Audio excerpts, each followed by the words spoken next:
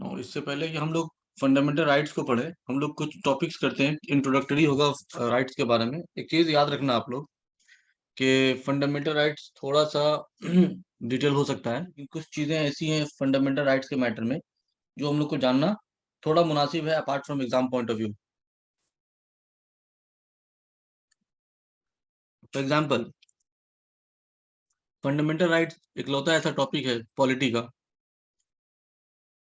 जो आपके एग्जाम के बाहर भी आपके पर्सनल लाइफ में इंटरफेयर कर सकता है। आप प्रेसिडेंट क्या कर रहा है नहीं कर रहा है, जाने ना जाने, उससे फर्क नहीं पड़ता है।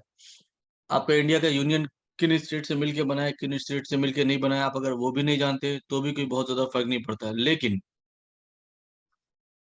फंडामेंटल राइट्स आपकी पर्सनल लाइफ में जरूर एक फर्क पैदा करेगा, because you are a citizen of this country. और जब आप इस कंट्री में रहते हैं तो आपके कुछ हक हैं जो आपको दिए गए हैं, जो आप डिमांड कर सकते हैं। इसको हम लोग राइट्स इसलिए बोलते हैं क्योंकि आप इसको डिमांड कर सकते हैं। ठीक है, राइट है because you can demand it. अब डिमांड कर रहे हैं तो कोई तो दूसरा पार्टी भी होगा ना डिमांड करने के लिए। एक पार्टी तो होगा जो सप्लाई करेगा, एक पार्टी डिमांड कर रहा है, एक पार्टी सप्लाई कर रहा है। तो ये राइट्स किससे डिमांड किया जाएगा? और ये राइट्स है तो राइट्स कितने तरह के होते हैं, क्या क्या उसका एक्शन होता है। हमारे कॉन्स्टिट्यूशन में राइट्स को कहाँ से कहाँ तक मेंशन किया है, पहले इन चीजों को समझते हैं। तो ये राइट्स जो होते हैं उसको आप डिमांड कर रहे हैं अगेंस्ट द स्टेट। आप राइट्स को डिमांड कर रहे हैं स्टेट पे, और अच्छा बोले तो फंडामेंटल राइट्स जो है उसको आप स्टेट से डिमांड कर रहे हैं। तो स्टेट की ये जिम्मेदारी है कि फंडामेंटल राइट्स को प्रोटेक्ट करे। अगर कभी ऐसा होता है कि ये राइट्स प्रोटेक्ट नहीं होते हैं तो फिर एक गारंटर भी आता है, और उस गारंटर का नाम है सुप्रीम कोर्ट। अभी हम लोग सुप्रीम कोर्ट ही बोल रहे हैं, बाद में समझे कि सुप्रीम कोर्ट के साथ हाई कोर्ट को मैं क्यों नहीं बोल रहा हूँ, बट आमतौर पे बुक्स में ऐसा बोला गया है कि supreme court and high court both are the protector of fundamental rights. But ऐसा नहीं है, फंडामेंटल राइट का प्रोटेक्टर सिर्फ और सिर्फ सुप्रीम कोर्ट ही है। तो सुप्रीम कोर्ट को हम यहाँ पे बोल रहे हैं protector and custodian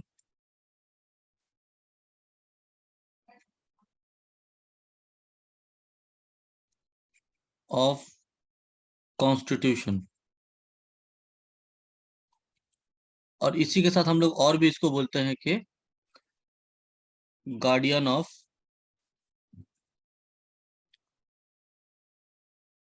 fundamental rights, people's rights, citizenship, citizens rights, X Y Z, जो भी आप इसको बोलो सबका मीनिंग ले दे के यही होगा।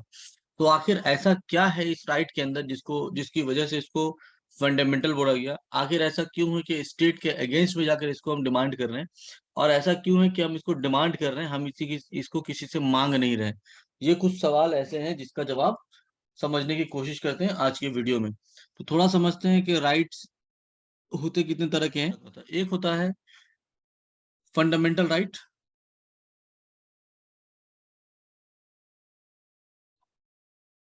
एक होता है कॉन्स्टिट्यूशनल राइट,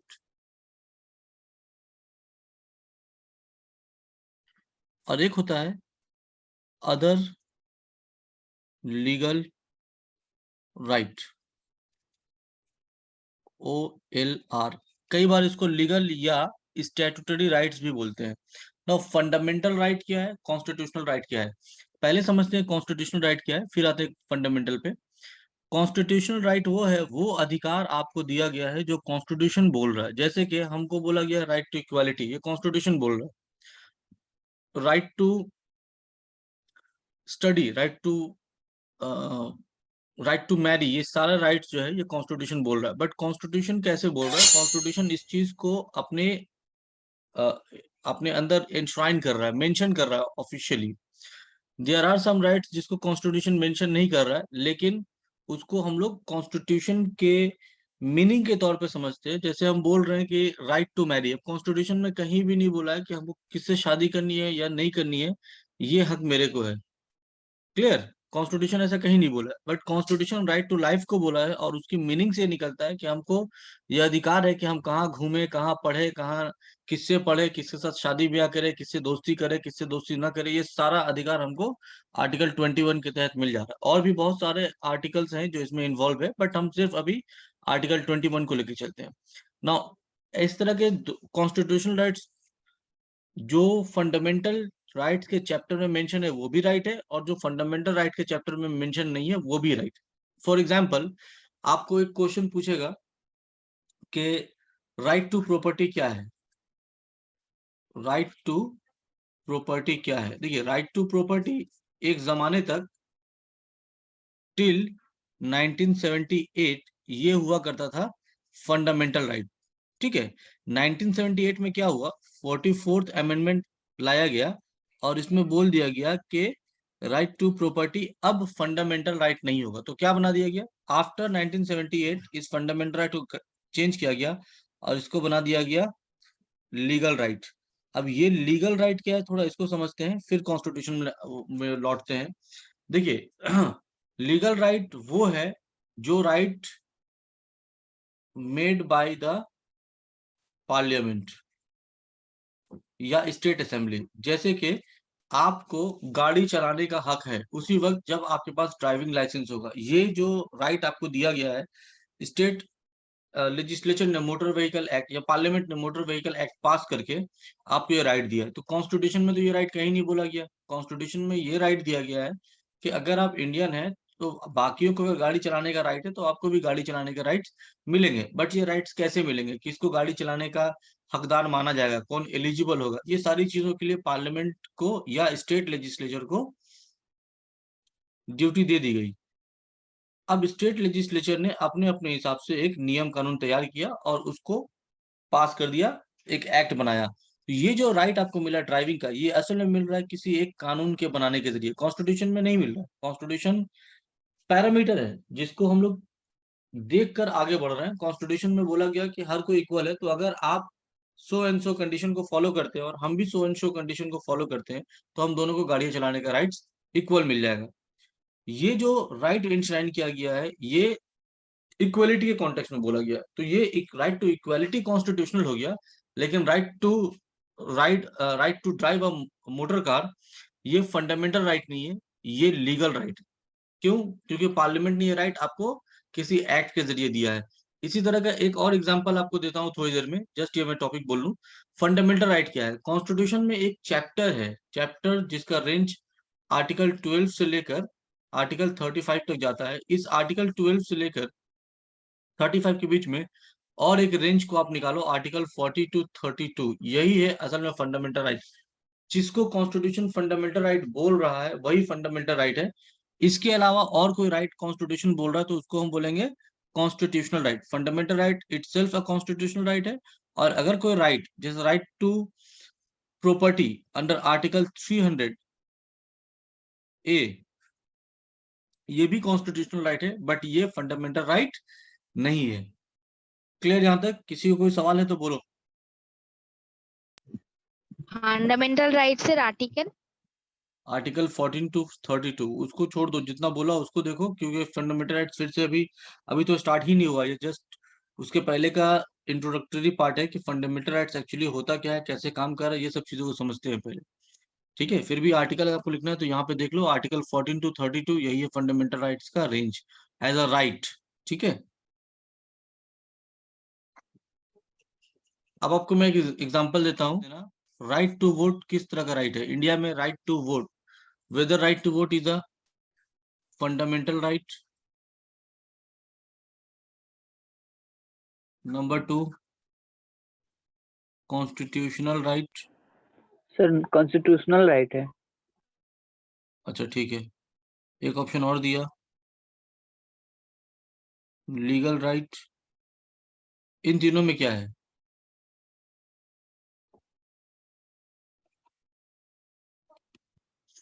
अगर आपसे पूछ ले कि राइट टू वोट क्या है तो एक ने बोला कॉन्स्टिट्यूशनल राइट, ठीक है, और किसी नाउ एज पर NCERT ये कॉन्स्टिट्यूशनल राइट है। लेकिन सुप्रीम कोर्ट में जब मैटर गया तो सुप्रीम कोर्ट ने बोला कि देखिए आर्टिकल 326 ये कहीं भी आपको नहीं बोल रहा है कि राइट टू वोट एक फंडामेंटल राइट है। ठीक है, ये राइट टू वोट की बात ही नहीं कर रहा। आर्टिकल 326 ये बोल रहा है कि अगर आप 18 साल के होते हैं, एडल्ट सफरेज के लिए जो भी कंडीशन है उसको फुलफिल करते हैं, तो right to enrol in voter list, ये आपका फंडामेंटल राइट है। वोट देना कोई राइट नहीं है। Right to enrol in voter list, constitution ये बोल रहा है कि अगर 18 साल के हो जाते हैं तो जो वोटर लिस्ट तैयार होता है उसमें आप अपना नाम रजिस्टर करवा सकते हैं, ये आपको कोई रोकने वाला नहीं है। तो नाम एनरोल कराने का मतलब ये नहीं होता है कि आपको वोट देने का भी राइट मिल जा रहा है। वोट देने के राइट के लिए पार्लियामेंट ने एक एक्ट पास किया जिसमें बोला गया, रिप्रेजेंटेशन ऑफ पीपल्स एक्ट, जिसमें बोला गया कि जिनका नाम एनरोल होगा वो लोग वोट कर पाएंगे। तो इस हिसाब से ये जो वोटिंग राइट है वो आपको एक एक्ट के जरिए मिला है। तो as per supreme court verdict, right to vote is not a constitutional right, it is a legal right. Exam में अगर आपसे पूछेगा तो आप फिर भी यही वाला मार्क करना, लेकिन ये दोनों अपनी जगह पे, अपनी अपनी जगह पर जस्टिफाइड है। कॉन्स्टिट्यूशनल एनसीईआरटी ने बोल दिया है, बस इतना ही है, लेकिन असल इंटरप्रेटर हम लोग बोलते हैं कॉन्स्टिट्यूशन का सुप्रीम कोर्ट को। एग्जाम में अनफॉर्चुनेटली कॉन्स्टिट्यूशनल राइट को ही सही माना जाता है, इसलिए आप एग्जाम में मार्क करना constitutional right. But the truth is कि right to vote is not a fundamental right nor a constitutional right, but it is a legal right. I hope ये हम समझा पाएंगे कि लीगल राइट और कॉन्स्टिट्यूशनल राइट में क्या डिफरेंस होता है। तो यहाँ पर जब मैंने बोला आपको कि राइट्स तीन तरह के होंगे, आप इस एग्जाम्पल को देखो और ये तीनों राइट ऑटोमेटिकली आपको वहां पे होपफुली समझ में आने लगेगा। अब देयर आर सम राइट्स जो सेल्फ एग्जीक्यूशनरी होता है, और देयर आर सम राइट्स जिसको एग्जीक्यूशनरी बाय लॉ। कुछ राइट्स ऐसे होते हैं जिसको खुद से ही, उसको बनने का मतलब ही है कि वो काफी है, उसके लिए समझाने के लिए और कोई राइट बनाने की जरूरत नहीं है। और देयर आर सम राइट्स जिसको आपको एग्जीक्यूट करने के लिए कुछ एक्ट्स वगैरह पास करने पड़ेंगे। तो यहाँ पर देखो, सबसे पहले राइट्स को फंडामेंटल क्यों बोलते हैं वो एक बार देख लेते हैं। Why fundamental rights are called so. देखिए, राइट्स को फंडामेंटल क्यों बोलते हैं। बेसिकली एक आदमी की लाइफ में कुछ स्टेजेस होते हैं जिसको अगर आप हटा दें तो फिर उस आदमी का जीने का या मरने का दोनों में कोई डिफरेंस नहीं रहेगा। जैसे कि अगर हम आपको बोले कि आपको दुनिया की सारी दौलत दे देंगे, लेकिन आपको कभी भी आपकी पसंद का खाना नहीं मिलेगा, या सारा दिन आपको चुप रहना पड़ेगा, या आपको बस लेटे रहना पड़ेगा, तो मेरे ख्याल से कोई भी आदमी सारी दुनिया की दौलत लेना पसंद नहीं करेगा। इसकी वजह यह है कि आप अगर सारी दुनिया की दौलत ले रहे हैं तो आप उसको एंजॉय करना चाहते हैं, खाने पे, घूमने पे, बोलने पे, एक्सप्रेस करना चाहते हैं। तो ये एक फंडामेंटल राइट इसलिए बोला जा रहा है कि अगर कोई आदमी से इस तरह के कोई राइट्स छीने जाए जो उसकी लिवलीहुड को ही चेंज कर दे रहा है, तो फिर ये उसके साथ ज्यादती मानी जाएगी। और ऐसा राइट्स जो होता है वो चार तरह के डेवलपमेंट्स को एक इंसान की जिंदगी में एंजॉय करता है एक आदमी। देखिए, एक होता है ग्रोथ और एक होता है डेवलपमेंट। ठीक है, ये दोनों में एक फर्क है। आई होप आप लोगों ने पॉलिटी पढ़ा है, तो इकोनॉमी पढ़ा है, तो वहां पे इसका डिफरेंस बताया गया होगा। ग्रोथ बोलते हैं कि मान लीजिए आपके पॉकेट में 10,000 रुपए है और ये पैसा आपका नहीं है, तो आपके पॉकेट का ग्रोथ हो चुका है, पॉकेट का वैल्यू बढ़ गया। लेकिन इस पॉकेट का डेवलपमेंट नहीं हुआ है, बिकॉज आप इस पैसे को खर्च नहीं कर सकते हैं, इससे कुछ बेटरमेंट नहीं होने वाला। डेवलपमेंट ये है कि पैसा आपके पास है और उस पैसे का आप यूज कर रहे हैं। फॉर एग्जाम्पल, एक आदमी को देखिएगा कि उसका बॉडी बहुत हट्टा कट्टा बॉडी का है, लेकिन उसका दिमाग जो है काम नहीं कर रहा मेंटली।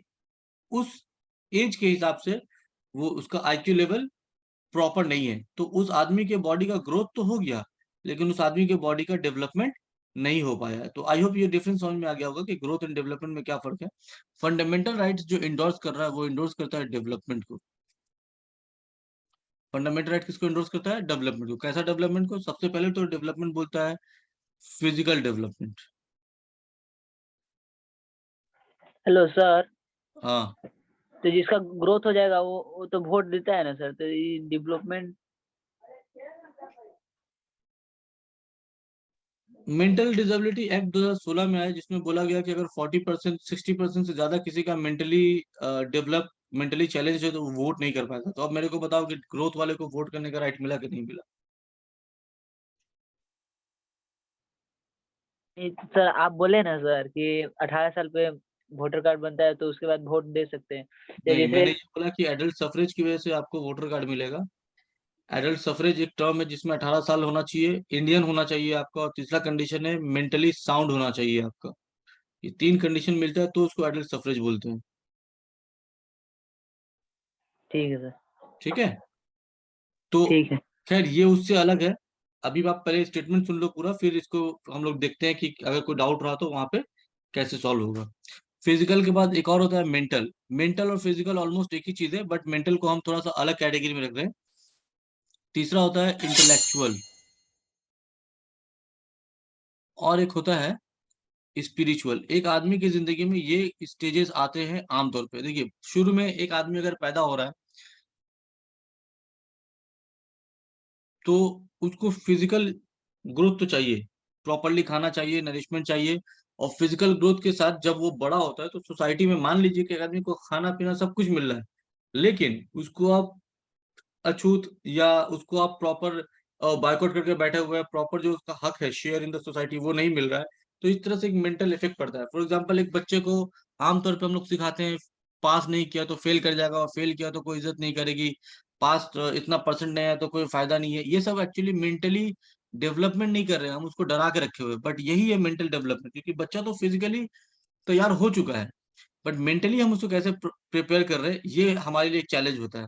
तो मेंटल डेवलपमेंट और फिजिकल डेवलपमेंट इस कॉन्टेक्स्ट में मेरे हिसाब से दो अलग है। पहले किसी भी आदमी की जिंदगी में फिजिकल डेवलपमेंट चाहिए होता है, दूसरा मेंटल डेवलपमेंट चाहिए होता है, तीसरा एक इंटेलेक्चुअल डेवलपमेंट बोलते हैं। ये वो स्टेज होता है किसी आदमी का जब वो आदमी बहुत सारी चीजों को देखकर अपने एक्सपीरियंस पे, अपनी नॉलेज के बेसिस पे कुछ जजमेंट करता है। मे बी ये आप उससे एग्री कर सकते हैं, मे बी ये नहीं भी एग्री कर सकते हैं, बट ये एक वक्त आता है जिसमें डेवलपमेंट हो जाता है। अब कोई सोचेगा कि नहीं हमको किसी ऐसा आदमी बनना है कि कुछ भी मन में आया बोल दिया, व्हाट्सएप पे कोई भी ज्ञान डाल दिया और उससे चल गया। वो किसी को हो सकता है इंटेलेक्चुअलिज्म वो मानता होगा, बट इंटेलेक्चुअलिज्म एक्चुअली ये नहीं है। इंटेलेक्चुअलिज्म असल में ये है कि आप चीजों के अच्छे और बुरे दोनों साइड को देख रहे हैं और उसमें फिर जजमेंट कर पा रहे हैं, और उस जजमेंट को कुछ इस तरह से भी आप रिप्रेजेंट कर पा रहे हैं जो आमतौर पे कॉमन पीपल उसको रिप्रेजेंट नहीं कर रहा। जैसे बोल सकते हैं कि पढ़ने के बाद एक पीएचडी किया हुआ बंदा और एक आमतौर पे साइंस किया हुआ बंदा, या जिस भी सब्जेक्ट में आपका पीएचडी है उस सब्जेक्ट को कोई 9-10 का बच्चा पढ़ा है तो देखने में तो लग रहा है दोनों हिस्ट्री या साइंस या कुछ भी पढ़ रहा है, लेकिन प्रॉपरली पढ़े तो वो उसकी बारीकी को भी समझ रहा है, उसके प्रोज एंड कॉन्स को भी समझ रहा है, वो हो रहा है कि नहीं हो रहा है ये भी समझ रहा है। तो इंटेलेक्चुअलिज्म जस्ट एक स्टेज है जिसका कोई प्रॉपर डेफिनेशन नहीं है, जस्ट ये फील कर सकते हैं कि कोई एक आदमी अगर इस तरह के हुनर को पा जा रहा है तो उसको हम लोग इंटेलेक्चुअल डेवलपमेंट बोलते हैं। इसके लिए एक्सपीरियंस का होना बहुत जरूरी है। बहुत सारे एक्सपीरियंस होते हैं, प्रैक्टिकल, एजुकेशनल, वर्क का एक्सपीरियंस वगैरह वगैरह। स्पिरिचुअल एक्सपीरियंस क्या है? स्पिरिचुअल डेवलपमेंट बोलते हैं, देखो स्पिरिचुअलिटी का एक सिंपल मतलब ये है कि आप किसी धर्म को मान रहे हैं, that you believe in some god, ठीक है। लेकिन कॉन्स्टिट्यूशन बोल रहा है स्पिरिचुअलिज्म का और एक मतलब है कि आप गॉड में मान भी रहे हैं और गॉड में नहीं भी मान रहे तो भी ये दोनों स्पिरिचुअलिटी का ही पार्ट है। मतलब अगर आप किसी को मान रहे हैं तो भी आपका स्पिरिचुअल बिलीफ है, आप किसी खुदा को नहीं मान रहे तो भी ये आपका स्पिरिचुअल बिलीफ है। अगर आप मल्टीपल खुदा को मान रहे तो भी ये आपका स्पिरिचुअल बिलीफ है। और उसके साथ आप कैसा ट्रीटमेंट रखते हैं, किसी ने कहा कि भगवान मेरा दोस्त है, चलेगा। किसी ने बोला भगवान से मेरी दुश्मनी चलती है, चलेगा। ये आपका पर्सनल अफेयर होगा, तब तक तो कोई दिक्कत नहीं है। और इस अफेयर में आप जैसे चाहे डील कर सकते हैं, क्योंकि ये मैटर सिर्फ और सिर्फ आपके और आपके उस भगवान के बीच में है, जिसको आप मान रहे हैं या जिसको आप नहीं मान रहे। क्लियर? तो फंडामेंटल राइट्स इसलिए फंडामेंटल है क्योंकि आमतौर पे आदमी की जिंदगी में ये 4 स्टेजेस आते हैं, और फंडामेंटल राइट्स इन्हीं 4 स्टेजेस को इंडोर्स कर रहा है, प्रोटेक्ट कर रहा है अगेंस्ट सम पावर। उस पावर का नाम है स्टेट। फंडामेंटल राइट्स किसके अगेंस्ट में मिल रहा है? स्टेट के। अब स्टेट क्या है?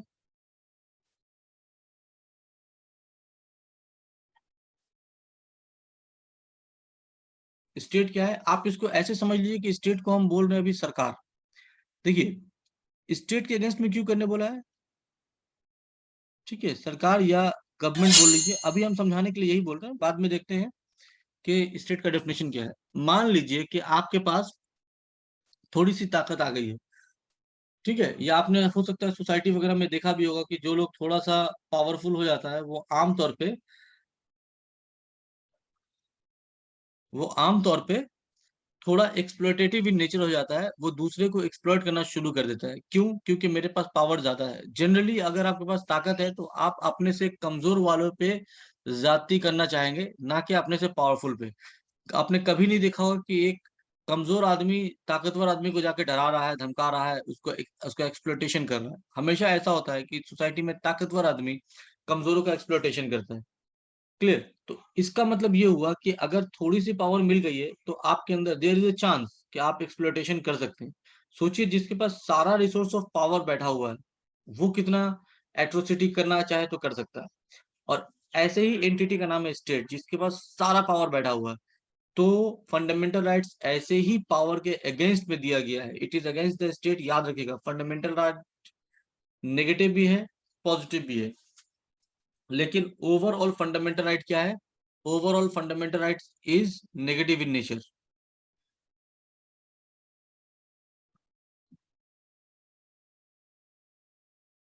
फंडामेंटल राइट इज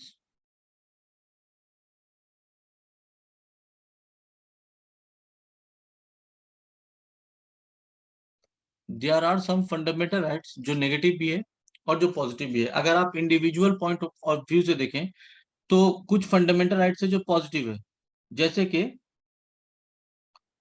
बोला गया है जब आप फंडामेंटल राइट्स को पढ़ेंगे तो वहां पे स्टेटमेंट ऐसा है, the state shall not and the state शैल। तो जहां पे स्टेट शैल बोल रहा है वो आपके पॉइंट ऑफ व्यू से पॉजिटिव है, और जहां पे स्टेट शैल नॉट बोल रहा है वो स्टेट के पॉइंट ऑफ व्यू से नेगेटिव है, कि स्टेट को ये नहीं करना है। जैसे हम लोग इसको समझते हैं इस तरह से कि राइट टू इक्वालिटी जो है वो पॉजिटिव है, बट एक्चुअली में राइट टू इक्वालिटी एक नेगेटिव कॉन्सेप्ट है। नेगेटिव पॉजिटिव का कॉम्बिनेशन है वो। एक्चुअली मैं आपको एग्जांपल देता हूँ, आर्टिकल 17 में बोला गया है, आर्टिकल 17 और आर्टिकल 18 के अनटचेबिलिटी को प्रमोट नहीं किया जाएगा, टॉलरेट नहीं किया जाएगा। अब आप थोड़ा सोच के देखो कि अनटचेबिलिटी अगर आप प्रैक्टिस कर भी रहे तो स्टेट उसको रोकने के लिए हर वो कोशिश करेगी जो पॉसिबल मेथड अप्लाई कर सकता है, करता भी है, टाइम टू टाइम उसमें चेंजेस भी लाया है स्टेट ने। तो ये स्टेट को बोल रहा है कि आपकी ये जिम्मेदारी है कि आप अनटचेबिलिटी को प्रमोट होने ही ना दें। ये आपकी जिम्मेदारी है कि टाइटल का एवोल्यूशन हो जाए, कोई टाइटल ना दे पाए ना ले पाए। तो ये जब स्टेट में ना करके आ रहा है तो इसी को हम लोग बोलते हैं नेगेटिव इन नेचर। ये एक्चुअली में जो ओनर्स है फंडामेंटल राइट्स के प्रोटेक्ट करने का, ये स्टेट पे है। अगर स्टेट इसको फेल होता है तो फिर हम लोग जाते हैं सुप्रीम कोर्ट में for protection of fundamental rights. किसी का कोई डाउट है यहाँ तक तो प्लीज बोलिए। सर हाँ सर बोलिए। सर प्रॉपर्टी एक्ट 300A में था तो वो तो कॉन्स्टिट्यूशन में लिखा हुआ है, फिर भी हाँ, लीगल तो एक्ट वो लीगल राइट भी है और कॉन्स्टिट्यूशनल भी है। अच्छा अच्छा, वो दोनों ही है। हम्म अच्छा अच्छा। देखिए, जो कॉन्स्टिट्यूशनल राइट है इसका आमतौर पे लोगों में ये गलतफहमी बता दी जाती है कि फंडामेंटल राइट ठीक कॉन्स्टिट्यूशन में मेंशन है। जरूरी नहीं है। There are too many rights जो कॉन्स्टिट्यूशन में मेंशन किए गए हैं और वो फंडामेंटल राइट्स नहीं है। ठीक है? जैसे कि जैसे राइट टू वोट की बात करें तो राइट टू वोट कॉन्स्टिट्यूशन में कहीं मेंशन नहीं है, बट उसका सोर्स एक कॉन्स्टिट्यूशन में है। तो इस वजह से हम लोग बोलते हैं कि right to enrolment in voter list, right to enrol your name in voter list, ये एक कॉन्स्टिट्यूशनल राइट है, क्योंकि आर्टिकल 326 कॉन्स्टिट्यूशन का पार्ट है। तो आपको ये कॉन्स्टिट्यूशनल राइट है, बट ये फंडामेंटल राइट नहीं है।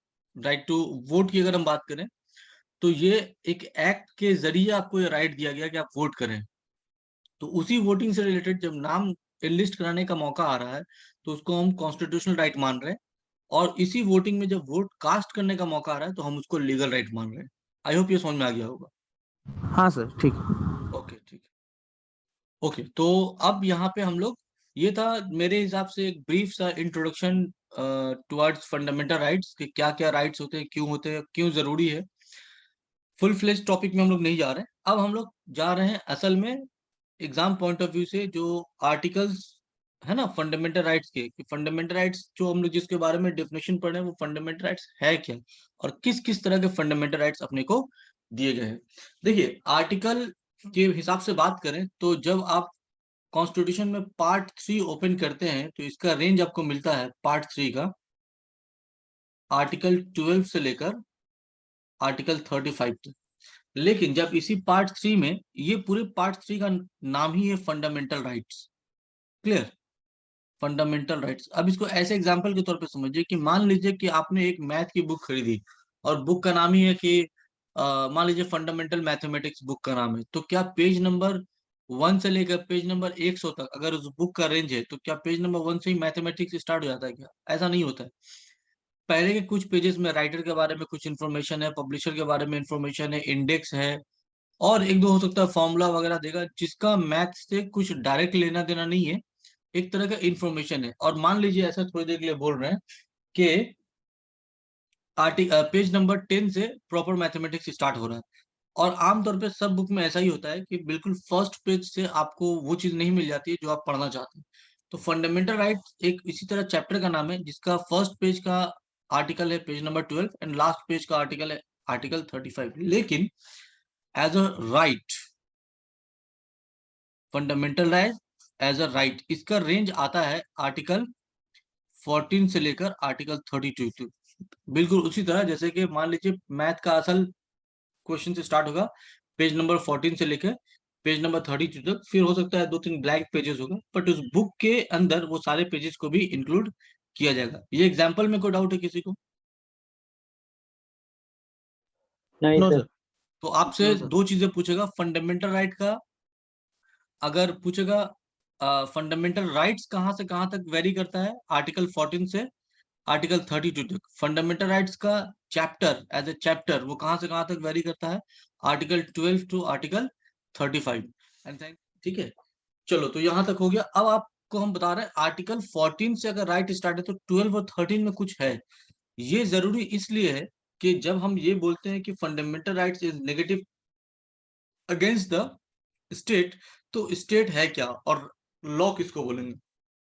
तो आर्टिकल 12 में आपको एग्जाम पॉइंट ऑफ व्यू से सिर्फ इतना याद करना है कि आर्टिकल 12 का कॉन्टेक्स्ट क्या है, डेफिनेशन ऑफ स्टेट। स्टेट है क्या? अब तक हम लोग स्टेट को कुछ इस तरह समझ रहे थे कि स्टेट इज सरकार, ठीक है, या स्टेट इज कंट्री। जैसे अभी थोड़ी देर पहले मैंने आपको फंडामेंटल राइट के जस्ट इंट्रोडक्शन में मैंने बोला कि स्टेट का मतलब सरकार है। जब हम लोग प्रेसिडेंट पढ़ रहे थे या पढ़ेंगे तो उसमें he is the head of the state, वहां पे मैंने आपको बोला था कि वो कंट्री है। आज जाके हम लोग समझते हैं कि असल में स्टेट बोलते किसको है। अगर आपके पास फोन है तो आप एक बार आर्टिकल 12 ओपन कर लो, आपको बड़ा आराम हो जाएगा पढ़ने में। नहीं है तो कोई दिक्कत नहीं है, मैं आपको यहाँ पे ब्रीफ कर देता हूँ। आर्टिकल 12 में स्टेट का डेफिनेशन बोला गया है कि स्टेट किन किन चीजों से मिलके बना है। तो बोला गया कि union, parliament and union government, हम इसको स्टेट बोलेंगे। State legislature and state government, ये भी स्टेट का पार्ट होगा। लोकल और अदर अथॉरिटीज, ये भी स्टेट का पार्ट होगा। और एक आखिर में आएगा territory under the control of government of India. ठीक है, एक एक करके हल्का हल्का देखते चलते हैं कि इन सब के बारे में डेफिनेशन में क्या बोल रहा है। देखिए पहला दो तो मेरे ख्याल से किसी को दिक्कत नहीं होगी समझने में कि यूनियन पार्लियामेंट और यूनियन गवर्नमेंट को भी हम स्टेट बोलेंगे। यानी फंडामेंटल राइट्स जो ड्यूटीज दिए गए हैं स्टेट के नाम पे, वो इन पे भी एप्लीकेबल है और इन पे भी एप्लीकेबल है। फिर से हम बोल रहे हैं कि अगर इनका वायलेशन हो रहा है तो हम सुप्रीम कोर्ट जाएंगे। यहाँ पे वायलेशन की बात नहीं कही गई है, ये पहले ही बोलेगा कि आप पहले प्रमोट कीजिए इसको, वायलेशन तो सेकेंडरी स्टेज में आ रहा है। आपकी जिम्मेदारी कि ये होना चाहिए और ये नहीं होना चाहिए। तो ये इन दोनों, इन चारों एंटिटी पे पहले तो ड्यूटी आ गया।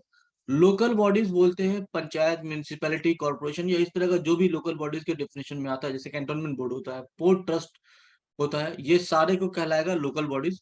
अदर अथॉरिटीज आपके एग्जाम में नहीं आएगा, इसलिए मैं इस पे जा नहीं रहा हूँ, वरना काफी लंबा टॉपिक खींचा जाएगा।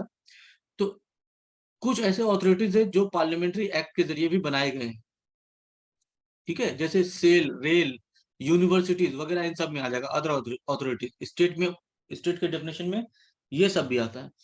और एक आखिरी में दिया गया territory under control, under the control of government of India. मिसाल के तौर पे आपको दिखा रहा है कि हम लोग दो तरह की टेरिटरी की बात करते हैं। पहले टेरिटरी है इंडिया का जो टेरिटोरियल बाउंड्री है उसको, जैसे कि इंडिया का एक्चुअल में टेरिटोरियल बाउंड्री है जो इंडिया का लैंड मास। लेकिन आपको ज्योग्राफी में पढ़ाया गया होगा कि इंडिया को कुछ एक्सक्लूसिव राइट्स भी मिला हुआ है समंदर में सम नॉटिकल माइल्स तक, कि वहां पर एक्सक्लूसिव ट्रेड वगैरह इंडिया कर सकता है, उसमें सर्टेन टेस्ट वगैरह कर सकता है।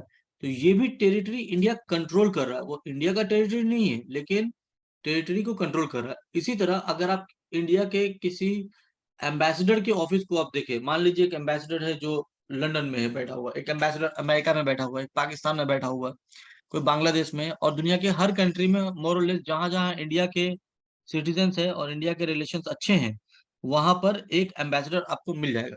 और इंडिया में भी उनके एम्बेसडर्स कहीं ना कहीं मिलते ही रहते हैं। तो ये एम्बेसडर का ऑफिस असल में तो उस कंट्री में है, और उस कंट्री में हमारा फंडामेंटल राइट चलता नहीं है, लेकिन उस ऑफिस के बाउंड्री के अंदर में जो टेरिटरी कहलाएगा वो कंट्रोल कर रहा है गवर्नमेंट ऑफ इंडिया। वहां पे फंडामेंटल राइट्स बिल्कुल उसी तरह से एप्लीकेबल होगा जिस तरह से हमारी कंट्री के टेरिटोरियल बाउंड्री में है।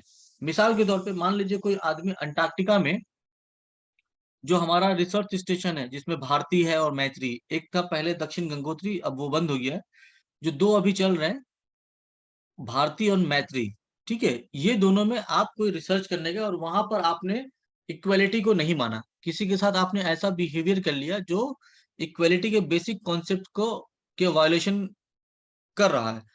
तो अब आप ये सोच सकते हैं कि भाई हम तो इंडिया में है नहीं, इंडियन टेरिटरी के बाहर हैं, तो यहाँ बोल दिया तो मेरे पे कोई सजा नहीं होगी। बट आप ये भूल रहे थे कि ये टेरिटरी को असल में कंट्रोल कौन कर रहा था, गवर्नमेंट ऑफ इंडिया। भले वो टेरिटरी हमारी नहीं है लेकिन हम एज अ गवर्नमेंट इसको कंट्रोल कर रहे हैं। जब तक वहां पे हमारा रिसर्च स्टेशन है तब तक तो कंट्रोल होगा ही होगा। तो वहां पर भी फंडामेंटल राइट एप्लीकेबल होगा, और वहां पे भी फंडामेंटल राइट्स के प्रोटेक्शन या उसके एंडोर्समेंट को या प्रमोशन को उसी तरह से परफॉर्म करना पड़ेगा जैसे यूनियन पार्लियामेंट या गवर्नमेंट ऑफ इंडिया या बाकी एंटिटीज कर रहे थे। कोई दिक्कत समझने में?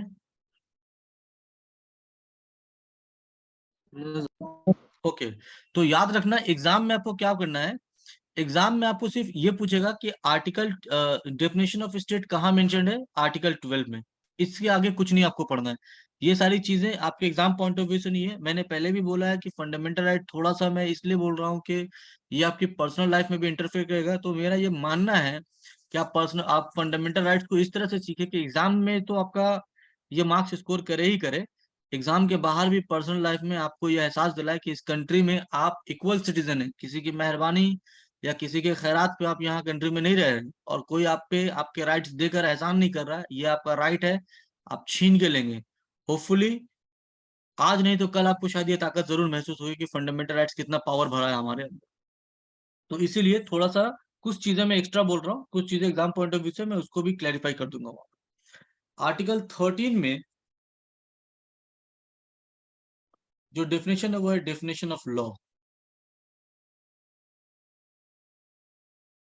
बस एग्जाम में सिर्फ इतना ही पूछेगा, डेफिनेशन ऑफ लॉ कहां पर बोला गया है। जो 13 का मेन सब्जेक्ट है वो है inconsistency of any law with the constitution. एक सब्जेक्ट तो ये है। दूसरा है डेरोगेशन ऑफ द कॉन्स्टिट्यूशन,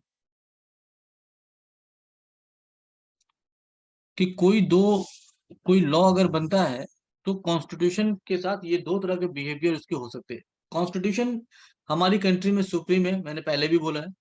इस सुप्रीम होने के नाते सब कुछ से कॉम्प्रोमाइज किया जा सकता है, लेकिन कॉन्स्टिट्यूशन के बुनियादी ढांचे बेसिक स्ट्रक्चर से कॉम्प्रोमाइज नहीं किया जा सकता है। अब ये बेसिक स्ट्रक्चर क्या है थोड़ी देर बाद पढ़ेंगे, जब हम लोग आर्टिकल 14 स्टार्ट करेंगे वहां से पढ़ना स्टार्ट करेंगे तो वो होगा बेसिक स्ट्रक्चर। मान लीजिए कल को पार्लियामेंट ने, क्योंकि अभी हम लोगों ने पढ़ा कि पार्लियामेंट स्टेट के डेफिनेशन में आता है, स्टेट लेजिस्लेचर भी स्टेट के डेफिनेशन में आ रहा है। तो हमारा कॉन्स्टिट्यूशन बोलता है राइट टू इक्वालिटी, हर बंदा इंडिया में इक्वल है, करेक्ट, हर एक आदमी इंडिया में इक्वल है, equal with respect to everything, and in some context जो फॉरेनर्स है वो भी हमारे साथ बराबर है। फॉर एग्जाम्पल जिंदगी जीने का जो हक है वो आपके लिए जैसा है, एक फ्रेंडली फॉरेनर के लिए भी वैसा ही है। फ्रेंडली फॉरेनर या फ्रेंडली एलियन का टर्म यूज किया गया है कि मान लीजिए किसी कंट्री को ऑफिशियली दुश्मन कंट्री डिक्लेयर किया गया है तो ही उसके साथ ये राइट्स का इन्वॉल्वमेंट नहीं होने वाला है। अब हमारे यहाँ आजकल का एक ट्रेंड चला हुआ है आई होप सोशल मीडिया पे आप भी देखते होंगे कि कुछ भी हुआ तो सीधा पाकिस्तान भेज देंगे या इस तरह कर देंगे, या पाकिस्तान है तो दुश्मन है। क्या गवर्नमेंट ऑफ इंडिया ने पाकिस्तान को दुश्मन बोला? नहीं बोला। मोदी जी कुछ वक्त पहले बिरयानी खाने चले गए थे प्राइम मिनिस्टर के घर में, बिना किसी प्रोटोकॉल को माने हुए। तो मोदी जी गलत करे तो कोई दिक्कत नहीं है, हम लोग गलत करें तो दिक्कत है। इसकी वजह ये है कि मोदी जी ने गलती करी ही नहीं थी। हाँ, ये जरूर था कि प्रोटोकॉल को तोड़ा था, सिक्योरिटी का एक रीजन होता है, लेकिन वो पाकिस्तान फ्रेंडली कंट्री है अभी भी। हमारे कुछ चीजों में रिलेशंस अच्छे नहीं है, बट गवर्नमेंट ऑफ इंडिया ने अभी तक उसको एनिमी कंट्री डिक्लेयर नहीं किया है, और गवर्नमेंट ऑफ इंडिया ने किसी को भी एनिमी कंट्री डिक्लेयर नहीं किया है। अगर गवर्नमेंट ऑफिशियली किसी को एनिमी कंट्री डिक्लेयर करेगी तो ही उसको हम अनफ्रेंडली एलियन मानेंगे, उसके सिटीजन को।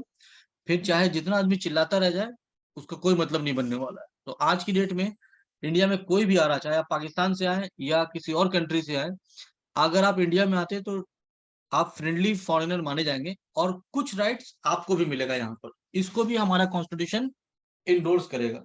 तो यहाँ पर मान लीजिए कि ऐसे कोई राइट्स को पार्लियामेंट ने एक्ट बनाकर रोक दिया, सिर्फ इसलिए बोला कि वो पाकिस्तानी है या बांग्लादेशी है या कोई और कंट्री से आ रहा है तो उसको ये राइट नहीं मिलेगा, और उसके लिए कोई जेन्युइन रीजन नहीं दिया। मिसाल के तौर पे एक एक्ट लाया गया कुछ वक्त पहले, सिटीजनशिप अमेंडमेंट एक्ट, जिसमें बोला गया कि 3 कंट्री के 6 धर्म के लोगों को बिना कोई पेपर वर्क के भी सिटीजनशिप मिल जाएगा। इसमें कोई दिक्कत नहीं है, सिटीजनशिप देने का राइट गवर्नमेंट के पास है, गवर्नमेंट जो चाहे नियम बना सकती है, कोई मुश्किल नहीं था यहाँ पर। तो पार्लियामेंट ने अकॉर्डिंगली नियम बना दिया। अब देखो, लॉ को चेक कैसे करेगा सुप्रीम कोर्ट? सुप्रीम कोर्ट ने पहला क्वेश्चन करना ये है, पहले ये बताइए कि जो पुराना लॉ चल रहा था उसमें प्रॉब्लम क्या थी, क्योंकि कोई अमेंडमेंट करने के लिए आपको जेन्युइन रीजन दिखाना पड़ेगा। उस लॉ में अगर कोई फॉल्ट था तो अमेंडमेंट बिल्कुल जरूरी चीज थी, अगर फॉल्ट नहीं है तो फिर अमेंडमेंट क्यों करना पड़ा, एक नंबर। दूसरा, हमारी कंट्री का बेसिक स्ट्रक्चर है सेक्युलरिज्म, जिसमें सरकार या कोई भी स्टेट के डेफिनेशन में जो आ रहा है वो धर्म को देखकर काम नहीं करेगा, वो धर्मनिरपेक्ष के प्रिंसिपल को फॉलो करेगा और सर्वधर्म संभव के प्रिंसिपल को फॉलो करके काम करेगा।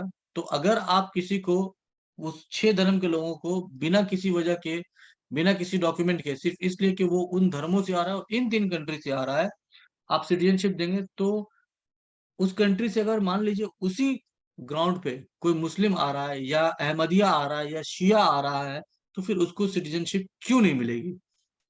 पहले के एक्ट में तो सबको मिल रहा था अगर प्रॉब्लम से आ रहा है।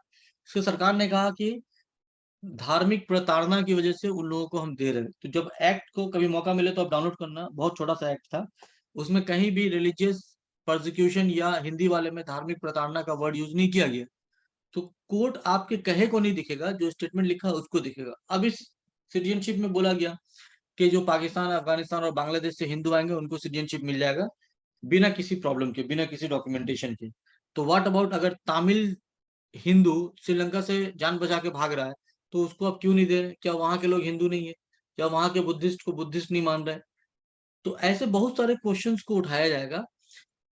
कोर्ट क्या करेगी वो उसका प्रॉब्लम है, ये मेरे अपने ऑब्जर्वेशन पे है कि कोर्ट इसी तरह से क्वेश्चंस को क्वेरी करेगा और बोलेगा कि हाँ, अगर आपने ये लॉ बनाया तो देखिए ये जो है ना, कॉन्स्टिट्यूशन का जो बेसिक स्ट्रक्चर था, जो था सेक्युलरिज्म, जिसमें आप धर्म के बेसिस पे कुछ नाम काम नहीं करने वाले हैं, उसको ये डेरोगेट कर रहा है, उसकी अपमान कर रहा है, या ये उसके साथ कंसिस्टेंस नहीं है। और इस तरह से कोर्ट बोलेगा कि भाई आप इसको हटा दीजिए। और कोर्ट ने इस तरह का कई बार बिहेवियर किया है। सरकार ने कोई एक्ट बना दिया, कोर्ट ने उसको रोक दिया। इसी तरह का एक बेहतरीन एग्जांपल आपको मैं बता दे रहा हूँ, 99th अमेंडमेंट एक्ट में, 99th अमेंडमेंट एक्ट हुआ था, जिसमें जिसमें एक कमीशन बनाई गई थी, NJAC। कमीशन बन के रेडी है, लेकिन आज ये एक्शन में नहीं है, सिर्फ इसलिए कि सुप्रीम कोर्ट ने बोला कि इसमें जो कुछ क्लॉजेस ऐसे हैं जो कॉन्स्टिट्यूशन को डेरोगेट कर रहे हैं या उसके इनकंसिस्टेंस है, बिकॉज इसको इसके प्रोविजन से जुडिशरी की इंडिपेंडेंसी को खतरा है, और जुडिशरी की इंडिपेंडेंसी कॉन्स्टिट्यूशन का बेसिक स्ट्रक्चर है। तो आप कुछ भी करना है कर लीजिए, ये हमारी जिम्मेदारी है कि हम इसको चेक करेंगे वेदर ये एप्लीकेबल होगा या नहीं होगा। तो अब क्वेश्चन ये आता है कि लॉ है क्या? ये तो जस्ट चेक करने की बात थी। तो डेफिनेशन ऑफ लॉ में, लॉ के डेफिनेशन में, जब आर्टिकल 13 के क्लॉज 3 में जाएंगे तो वहां पे कई सारे टर्म्स दिए गए हैं। लॉ किस किस को बोलेंगे? लॉ, अगर कोई ऑर्डिनेंस इश्यू होता है तो उसको लॉ बोलेंगे। अगर कोई ऑर्डर या बाई लॉ, कोई रूल रेगुलेशन या कोई ऐसा कस्टम जो गवर्नमेंट ऑफ इंडिया अपनी टेरिटरी में एक्सरसाइज कर रही है, ये सारी चीजें लॉ के दायरे में आ जाएंगी। लॉ इन सबको बोला जाएगा। ऐसा नहीं कि पार्लियामेंट एक ऑर्डर कर रहा है तो उसी को लॉ बोला जाएगा। अगर आप एग्जाम दे रहे हैं और एक नोटिफिकेशन आपके लिए इशू किया जा रहा है जिसमें सारे टर्म्स एंड कंडीशंस दिए जा रहे हैं कि 18 साल की एज चाहिए, इंडियन होना चाहिए, एक्स वाई जेड जो भी है, तो इन सब को भी हम लोग लॉ के डेफिनेशन में मानेंगे। इसका मतलब अगर नोटिफिकेशन है तो वो भी एक लॉ है, क्योंकि ये नोटिफिकेशन आने से पहले पार्लियामेंट्री एक्शन इसमें इन्वॉल्व रहता है। तो हर वो कस्टम जो टेरिटरी ऑफ इंडिया के इंडिया के टेरिटरी में फोर्स में है, इन्फोर्स्ड है अभी, वो सारा लॉ के डेफिनेशन में आ जाएगा। कोई दिक्कत इसमें?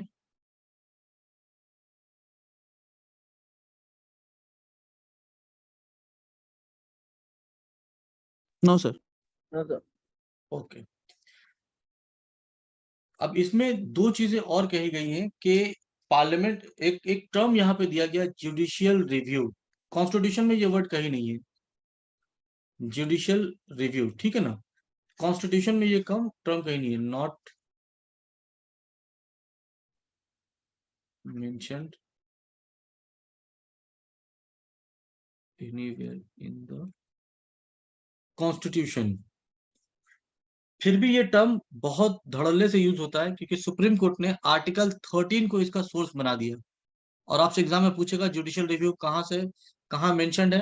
अगर ऑप्शन में रहा कहीं मेंशन नहीं है तो अकॉर्डिंगली आंसर देना, otherwise in terms of article, article 13 में इसका सोर्स छिपा हुआ है। सुप्रीम कोर्ट ने आर्टिकल 13 को साइड करके ये बोला है कि we have the right to review any act और कस्टम और लॉ जुडिशियली। और ये राइट सिर्फ रिजर्व किसके पास है?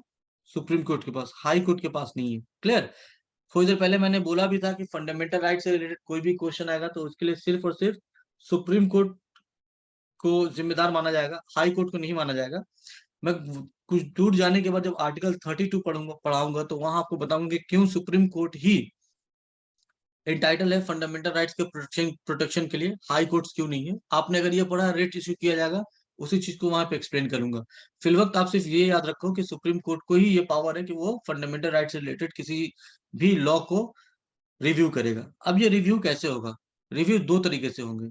रिव्यू होने के लिए लॉज को दो कैटेगरी में डिवाइड किया गया है।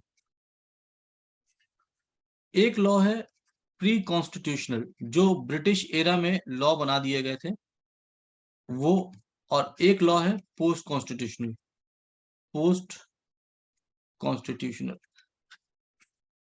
कि इंडिया के कॉन्स्टिट्यूशन के बनने के बाद जो लॉ बन रहा है, यानी 1950 के बाद जो भी लॉ बना है उसको हम लोग बोलेंगे पोस्ट कॉन्स्टिट्यूशनल। और 1950 से पहले जो भी लॉ बना है, या बोल सकते हैं 1947 से पहले जो भी लॉ बना है, उसको हम लोग बोलेंगे प्री कॉन्स्टिट्यूशनल लॉज। तो दोनों के लिए बिहेवियर अलग होगा। आमतौर पे बोला गया है कि अगर कोई पोस्ट कॉन्स्टिट्यूशनल लॉ ऐसे किसी प्रोविजन को इंश्राइन कर रहा है जो कॉन्स्टिट्यूशन इंडोर्स नहीं कर रहा है, तो वो नल एब इनिशियो हो जाएगा। एब इनिशियो का मतलब शुरू से ही इसमें प्रॉब्लम था, ठीक है। एब इनिशियो नलीफाई हो जाएगा शुरू से। मतलब मान लीजिए कि जैसे एग्जांपल दिया मैंने आपको सिटीजनशिप एक्ट वाला, फिर से बोल रहा हूँ कि सुप्रीम कोर्ट का अपना मूड के ऊपर है, वो क्या फैसला करेगा नहीं करेगा। मैंने अपना ऑब्जर्वेशन रखा था कि मेरे हिसाब से सिटीजनशिप एक्ट जितना मैंने पढ़ाई किया है उसके हिसाब से सिटीजनशिप एक्ट में बहुत बड़ा लूपहोल है। और ये सरकार को भी मालूम है कि ये चला जाना है एक दिन, ठीक है। देखिए ये याद रखिएगा कि सरकार जब कोई लॉ या कोई नियम बनाती है तो आपको ऐसा लगता है कि आप सरकार से प्रोटेस्ट करके उसको वापस करवा लिए तो सरकार हार गई है, ऐसा कुछ नहीं है। सरकार को जो फायदा उठाना था फायदा उठा लिया। कश्मीर को स्टेट बना दिया गया, स्टेट से यूनियन टेरिटरी बना दिया गया। आज तक सुप्रीम कोर्ट ने उस पर कोई जजमेंट नहीं दिया है और कश्मीर का स्टेटहुड वापस मिलना ही मिलना है, क्योंकि वो गलत तरीके से लिया गया है। सिस्टम को तोड़ के, नियम कानून को तोड़ के उसको स्टेट से यूनियन टेरिटरी बनाया गया है। बट सुप्रीम कोर्ट इस मैटर को इंपॉर्टेंस नहीं दे रही है और आज तक उस पर सुनवाई नहीं हुआ। 6 महीना वेट कीजिए, इसको स्टेटहुड मिल जाएगा। ऐसा क्यों हो रहा है?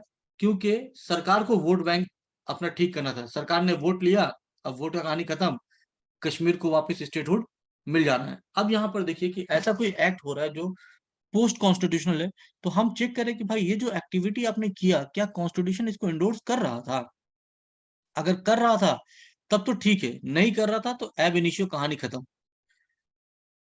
प्री कॉन्स्टिट्यूशनल फिर दो तरह का होगा, एक आएगा डॉक्ट्राइन ऑफ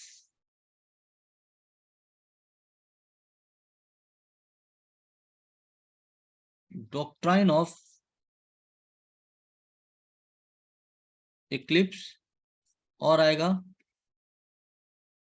डॉक्ट्राइन ऑफ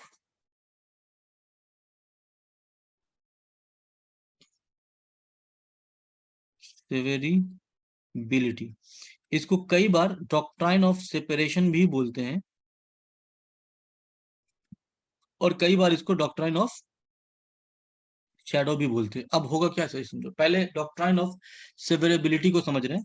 इसमें बोला गया कि मान लीजिए कि एक एक्ट बनाया गया, ठीक है, एक एक्ट बनाया गया, मोटर व्हीकल एक्ट है, जिसमें बोला गया कि ये यही सिटीजनशिप अमेंडमेंट एक्ट की बात कर रहे हैं, जिसमें बहुत सारे प्रोविजंस बोले गए। या हमारे यहाँ पे एक ऐसा ही कानून चलता है जिसको हम लोग बोलते हैं आईपीसी, इंडियन पेनल कोड। अब इंडियन पेनल कोड के बहुत सारे सेक्शंस को सुप्रीम कोर्ट ने बोला है कि अभी हटाया जाए, ठीक है। जैसे एक ऐसा ही एक एक्टिविटी है जिसको बोलते हैं सेडिशन, देशद्रोही, ठीक है। सेडिशन लॉ इंडिया में चलता है। Sedition law article 124A of IPC है, जिसमें बोला गया कि अगर आप देश के खिलाफ कुछ काम कर रहे हैं तो आपको अकॉर्डिंगली सजा मिलेगी। क्लियर? अब सुप्रीम कोर्ट ने बोला कि इंडिया आजाद हो गया है और यहाँ पर सेडिशन जैसा किसी चीज का कोई मतलब ही नहीं बनता है, तो सरकार को उसने बोला कि आप इस पे सोचिए और इसको हटाने की कोशिश कीजिए। अंडर आईपीसी 124A सेडिशन के चार्जेस है। तो देखो हमने क्या किया कि देखा कि उस पूरे आईपीसी में प्रॉब्लम नहीं है, प्रॉब्लम सिर्फ आर्टिकल सेक्शन 124 में है। तो हम क्या कर रहे हैं, आईपीसी को कैंसिल नहीं कर रहे हैं। आईपीसी 1861 में बना था, 1860 या 61 में बना था प्रोबेबली, उस वक्त से चल रहा है। तो इसका मतलब ये प्री कॉन्स्टिट्यूशनल है, ब्रिटिश एरा के वक्त से चल रहा है। और उसमें सेडिशन वाला अगर प्रॉब्लम कर रहा है तो हम सेडिशन के उस पर्टिकुलर सेक्शन को उस आईपीसी से निकाल के बाहर कर दे रहे हैं। बाकी आईपीसी एज इट इज काम करेगा, उसमें कोई प्रॉब्लम नहीं है। इसका मतलब separation is a kind of surgery, कि अगर आपके पैर में तकलीफ है तो जिस हिस्से में तकलीफ है वहां से सर्जरी किया, उसको ठीक किया। ऐसा नहीं कि पैर को ही काट के अलग कर दिया। क्लियर? तो अगर हमारे किसी प्री कॉन्स्टिट्यूशनल लॉज में सर्टेन सेक्शन में प्रॉब्लम है, हम उस सर्टेन सेक्शन को इनवैलिड करार दे रहे हैं, पूरा का पूरा लॉ एज इट इज काम करता रहेगा। कोई दिक्कत यहाँ तक समझने में? No sir sir. ये काम भी सुप्रीम कोर्ट करता है। फिर बोलो सर। बोल रहे हैं कि ये जो लॉ मतलब जो बंद करता है वो सब, वो रिव्यू काम भी करना सुप्रीम कोर्ट करता है। सिर्फ सुप्रीम कोर्ट, सिर्फ हाँ सुप्रीम कोर्ट। फंडामेंटल राइट से रिलेटेड कुछ भी होना है, चेक करना है, ये सिर्फ सुप्रीम कोर्ट करेगा। और हम लोग बात कर रहे हैं एक्चुअली जुडिशियल रिव्यू की, ठीक है ना। ये एक्चुअली में कैसे हो रहा है, जुडिशियल रिव्यू कैसे होता है वो हम लोग डिस्कस कर रहे हैं। जुडिशियल रिव्यू में पहले चेक होगा कि ये लॉ पहले बना है कॉन्स्टिट्यूशन के आने से या उसके बाद बना है, और उसकी तरफ से अलग अलग ट्रीटमेंट होगा। डॉक्ट्राइन ऑफ सेवरेबिलिटी में कोई डाउट है?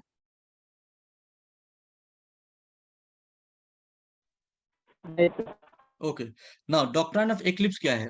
अब मान लीजिए कि कोई ऐसा एक एक्ट है जिसमें सेपरेट कर दिया गया, ठीक है, कोई एक एक्ट है जिसको सेपरेट किया गया, तो भाई उसका एक क्राइसिस भी तो तैयार हो गया। या कोई एक प्रोविजन है जिसका जिसमें प्रॉब्लम है, जिसको हम हटा नहीं रहे हैं, जिसको ठीक किया जा सकता है, तो जब तक वो ठीक नहीं होता है तब तक उसको हम एक्शन में आने नहीं देंगे। तो समझिए क्या हो रहा है कि एक पुराना लॉ है, उसके उसको हम एक्शन में आने नहीं दे सकते। करेक्ट?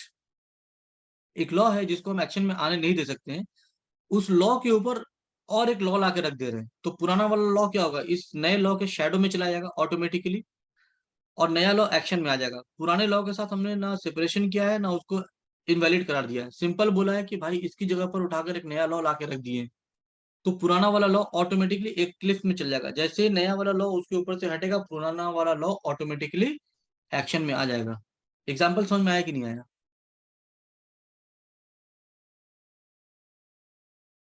जरा फिर से एक बार बताएंगे? चलिए, तो मान लीजिए आपकी एक बुक है, ठीक है। उस बुक को आप देखना नहीं चाह रहे या किसी को छिपाना चाह रहे कवर पेज, तो आप क्या करोगे? कवर पेज फाड़ के निकाल दोगे। एक तरीका तो ये है, ठीक है। दूसरा, उस कवर पेज को पूरी तरह से ब्लैक एंड कर दिया या कोई स्टिकर चिपका दिया। और तीसरा कि मान लीजिए कि एक बुक उसके ऊपर रख दिए, जिस दिन ये बुक हटेगा उस दिन वो पिक्चर फिर से दिखेगा, कवर पेज जिस दिन, और जब तक ये बुक उसके ऊपर पड़ी रहेगी कवर पेज नहीं दिखेगा। अच्छा सर, ठीक। तो ये जो नई बुक आपने डाला, मान लीजिए बुक ए को आप जो है छिपाना चाह रहे हैं कवर पेज को बाय बुक बी, तो बुक बी ने एक्चुअली क्या किया, बुक ए को शैडो में रख दिया है। जब तक ये बुक बी ऊपर रहेगा तब तक बुक ए शैडो में रहेगा, इनएक्टिव रहेगा। जिस दिन आपने बुक बी को हटाया, बुक ए ऑटोमेटिकली क्या हो जाएगा, एक्शन में आ जाएगा। करेक्ट है? हाँ सर, ठीक है। तो ऐसा बहुत सारे लॉज ब्रिटिश इंडिया के थे जो एक्शन में लाने से पहले उसमें रेमेडी करना जरूरी था। तो उसके लिए कहा गया कि डॉक्ट्रिन ऑफ इक्लिप्स फॉलो किया जाएगा। इसमें हम नया लॉ नहीं बनाएंगे।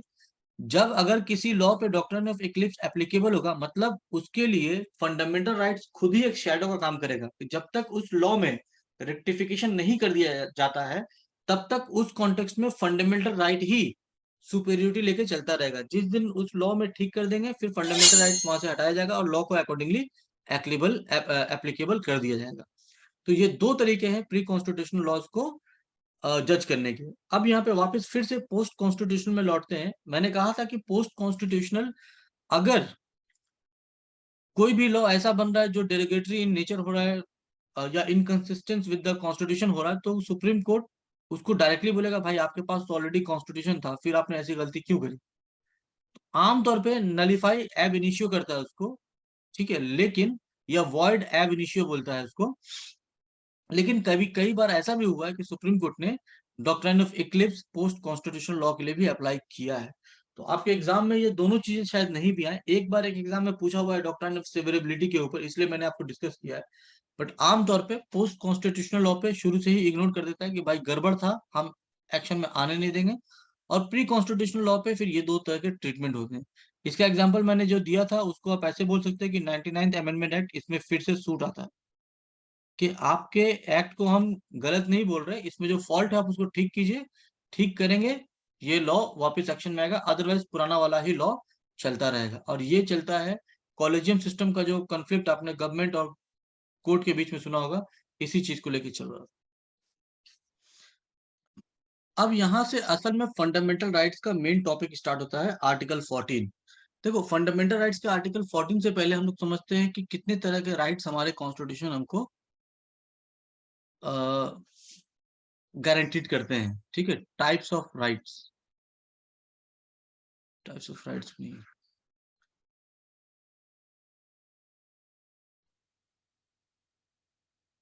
टाइप्स ऑफ फंडामेंटल राइट्स जो हमारे को अपने को मिला हुआ है वो कितने हैं। तो टोटल 7 राइट्स हम लोग को ओरिजिनली मिला था।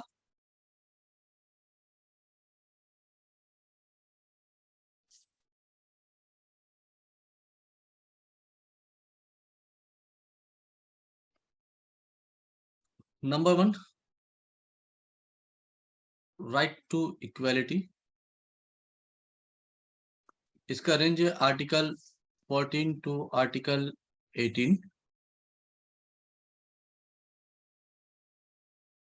Right to freedom,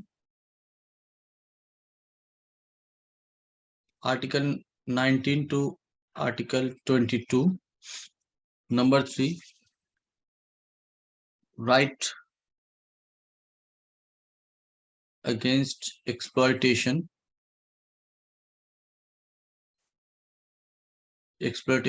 article 23 to 24। Right to freedom of religion,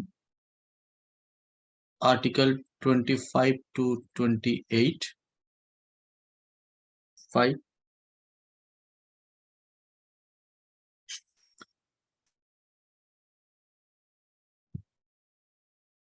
cultural and educational rights for the minorities है, मैं भी सिर्फ यूं ही मोटा मोटी लिख रहे हैं। 29, to 30 एंड आखिरी वाला जो है वो है अपना राइट टू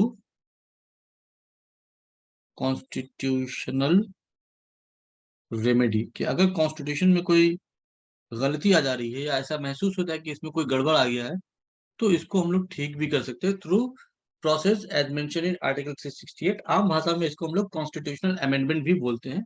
ये अमेंडमेंट इसलिए किया जाता है कि कॉन्स्टिट्यूशन के किसी एक प्रोविजन को चेंज की अब आज के हिसाब से जरूरत है। इसमें आप नोटिस करो कि सब कुछ सीरियल वाइज चल रहा है, बीच में एक आर्टिकल 31 गायब है। तो आर्टिकल 31 हुआ करता था राइट टू प्रॉपर्टी, जो पहले था फंडामेंटल राइट्स, लेकिन अब नहीं है। थ्रू 44th अमेंडमेंट 1978 इसको राइट टू प्रॉपर्टी से हटाकर क्या बना दिया गया, मतलब इसको फंडामेंटल राइट से हटाकर क्या बना दिया गया, एक लीगल राइट। तो till 1978 right to property was a fundamental right, after 1978 it became a legal right. तो ये 6 तरह के राइट्स है। आज का जो हमारा टॉपिक स्टार्ट होने वाला है वो है राइट टू इक्वालिटी। कोशिश यही होगी कि एटलीस्ट राइट टू इक्वालिटी आज कंप्लीट हो जाए, फिर आहिस्ता आहिस्ता एक एक करके सब कंप्लीट करेंगे। राइट टू इक्वालिटी, इसमें पहला जो आर्टिकल आता है, पहला जो राइट है वो है आर्टिकल 14। आर्टिकल 14 इसका मेन कॉन्टेक्स्ट है इक्वालिटी बिफोर लॉ। अब यहाँ पे बोला गया है कि जब आप इस आर्टिकल के डिटेल में पढ़ेंगे तो ये तो मेन कॉन्टेक्स्ट था कि इंडिया में हर कोई बराबर है, कानून की नजर में हर एक बराबर है। ये जो लॉ है ये एप्लीकेबल है सिटीजन के लिए भी और फ्रेंडली एलियन के लिए भी, फ्रेंडली फॉरेनर जिसको बोलते हैं। सब कोई इंडिया में बराबर है कानून की नजर में। तो देयर आर सम राइट्स जो आप और जो नॉन इंडियन है वो भी दोनों बराबर का बराबर एंजॉय करेगा। जैसे ह्यूमन राइट्स जिसको हम बोल सकते हैं, राइट टू एजुकेशन है, right to freedom of religion है, ठीक है। ये सारी चीजों को इक्वलिटी के साथ हम लोग एंजॉय करते हैं, चाहे इंडियन है या नहीं। तो ये इक्वलिटी दो तरह के कॉन्सेप्ट को यहाँ पे जन्म दे रहा है। इक्वलिटी बिफोर लॉ, इसमें दो डॉक्ट्राइन दिया गया है। नंबर 1 डॉक्ट्राइन है equality before law, and number 2 जो डॉक्ट्राइन दिया गया वो है equal protection of law.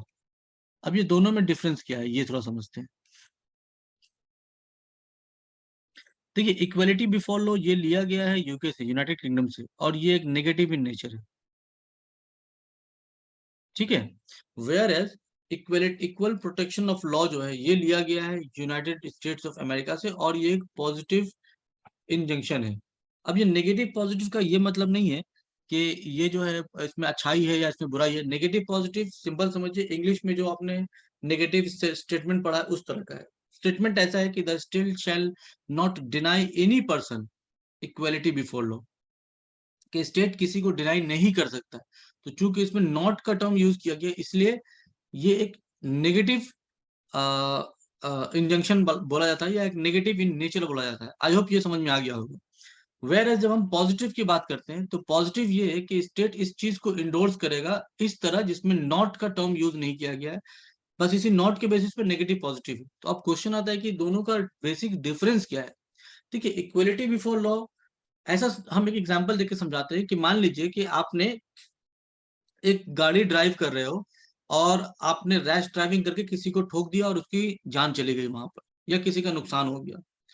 Where as एक आदमी और है आप ही की तरह जो रैश ड्राइविंग नहीं कर रहा है और कार चला रहा था नॉर्मल तरीके से, बट उसके कार का ब्रेक्स फेल हो गए और उसने किसी को ठोक दिया और उसकी जान चली गई। तो दोनों कंडीशन में जान तो चली गई किसी एक बंदे की।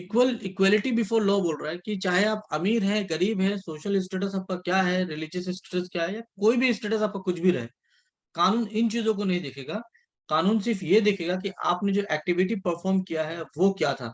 और आप कोई भी स्टेटस एंजॉय कर रहे होंगे, किसी भी ओहदा के, किसी भी रुतबा के लोग होंगे, आपके साथ ट्रीटमेंट वही होगा जो किसी और के साथ होना था।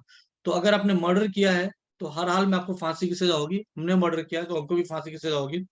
मान लीजिए मिस्टर मोदी मर्डर कर देंगे या अंबानी के बेटे ने मर्डर कर दिया, तो उनके स्टेटस को नहीं देखा जाएगा, सिर्फ उस एक्टिविटी को देखा जाएगा। तो कानून की नजर में सब बराबर होते हैं, या कानून अंधा होता है, ये जो डॉक्ट्राइन जिस इंडोर्स कर रहा है, इसको हम लोग बोलते हैं इक्वलिटी बिफोर लॉ।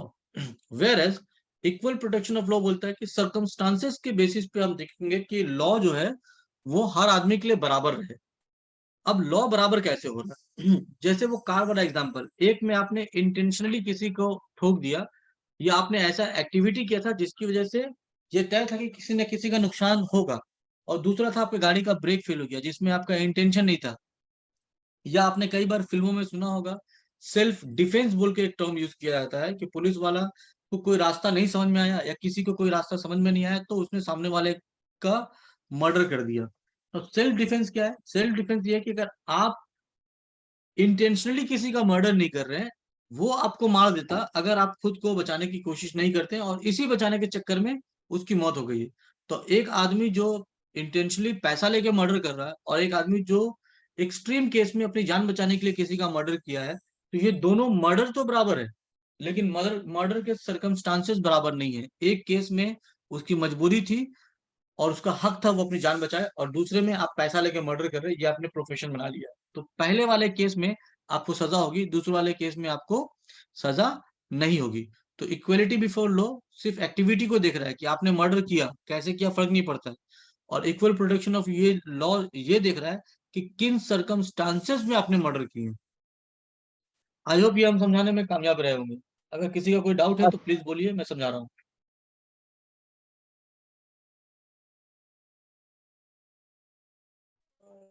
तो सर ये दोनों माने जाते हैं? हाँ, इंडियन कॉन्स्टिट्यूशन आर्टिकल 14 में दोनों को लिखा गया है। अगर आप आर्टिकल 14 बोलेंगे तो वहां पे the state shall not deny any person equality before law और equal protection of law within the territory of India, ये टर्म यूज किया गया है। तो दोनों को ही फॉलो किया जाता है, इक्वलिटी बिफोर लॉ को भी और इक्वल प्रोटेक्शन ऑफ लॉ को भी। हमारा आर्टिकल 15,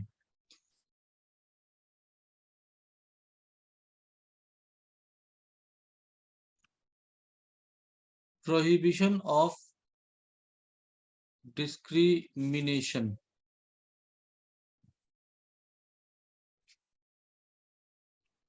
अब ये डिस्क्रिमिनेशन क्या है? डिस्क्रिमिनेशन बोलते हैं भेदभाव करना, ठीक है, एक दूसरे से अलग करना, सेपरेट करना या सॉर्टिंग करना बोल सकते हैं थोड़ी देर के लिए।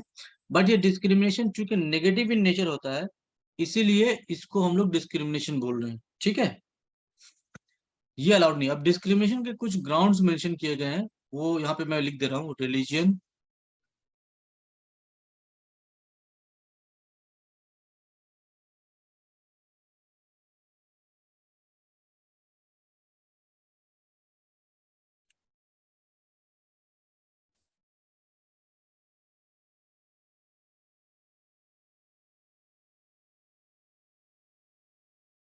देखो धर्म के नाम पे, या रेस, जैसे कि कुछ चाइनीज टाइप के दिखते हैं, कुछ अफ्रीकन टाइप के देखते हैं, तो नस्ल जिसको बोलते हैं आमतौर पे। अब हिंदी में एग्जैक्टली क्या बोलता है ये मालूम नहीं है, लेकिन होता है ना कि आदमी देखने में कोई काला टाइप का है, जैसे साउथ इंडियन का अलग एक द्रविडियन रेस बोला जाता है। तो इस तरह के रेसिज्म, ठीक है, नस्लवाद जिसको बोलते हैं। कास्ट विद इन द धर्म बहुत सारा कास्ट है, विद इन द सोसाइटी बहुत सारा कास्ट है। सेक्स, मेल, फीमेल या ट्रांसजेंडर, इस बेसिस पे हम आपसे डिस्क्रिमिनेट कर रहे हैं। खासकर ट्रांसजेंडर के साथ काफी डिस्क्रिमिनेशन बीच में हुआ भी है, और फीमेल के साथ तो पूरी दुनिया में एक वक्त तक डिस्क्रिमिनेशन होता था, उसको सेकंड क्लास सिटीजन माना जाता था। फिर रेवोल्यूशन हुआ और औरतों को बराबर का हक मिला। प्लेस ऑफ बर्थ, आमतौर पे हमारे यहाँ पे मराठी बंगाली, मराठी बिहारी, बिहारी बंगाली, इन सब की लड़ाई चलती रहती है, तो ये आपके बर्थ प्लेस की वजह से चल रहा है। और इस तरह का कोई भी एक्टिविटी हो, ये कुछ चीजें ऐसी मेंशन करी गई हैं जो आमतौर पे एक्शन में लाई जाती है। बट इसके अलावा मान लो कल को कोई आपके साथ नियम बना दिया कि जो एप्पल का फोन यूज कर रहा है उसको हम आदमी समझ रहे हैं, जो एप्पल का फोन यूज नहीं कर रहा उसको हम आदमी नहीं समझ रहे, ये भी एक तरह का डिस्क्रिमिनेशन है। तो डिस्क्रिमिनेशन के कुछ फेसेस मेंशन किए गए हैं, और कुछ फेसेस जो टाइम टू टाइम बदलते हैं, उसके लिए रखा गया है पार्लियामेंट को, कि पार्लियामेंट डिसाइड करेगी कि यहाँ पर इन तरह के किसी भी डिस्क्रिमिनेशन को, या डिस्क्रिमिनेशन या किसी भी फेस को प्रोपोगेट होने का मौका ना मिले, प्रमोट पाने का मौका ना मिले। क्लियर?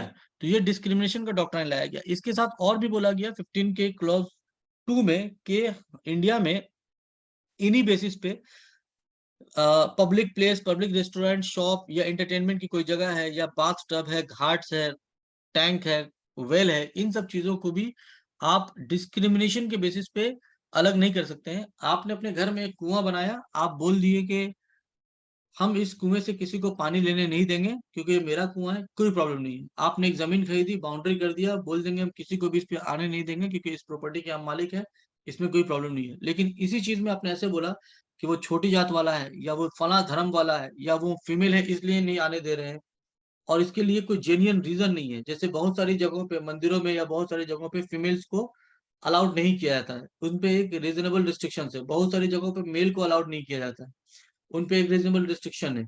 या फिर बहुत सारे जॉब में देखिएगा, सिर्फ आईसीडीएस का एक जॉब बंगाल में निकला था कुछ वक्त पहले, सिर्फ औरतें ही उसमें एलिजिबल थी।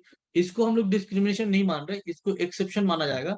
लेकिन अगर आप बिना किसी वजह के सिर्फ इसलिए उसको अलग कर रहे हैं कि वो मेल है या फीमेल है या ट्रांसजेंडर है, या उसका कास्ट का कोई और है, या छोटी जात का है, या फला एक धर्म का है, या वो आईफोन रखता है कि नहीं रखता है, या वो पैसा वाला है या नहीं, तो इन सब चीजों को हम लोग मानेंगे फेस ऑफ डिस्क्रिमिनेशन, इसको अलाउड नहीं किया जाएगा।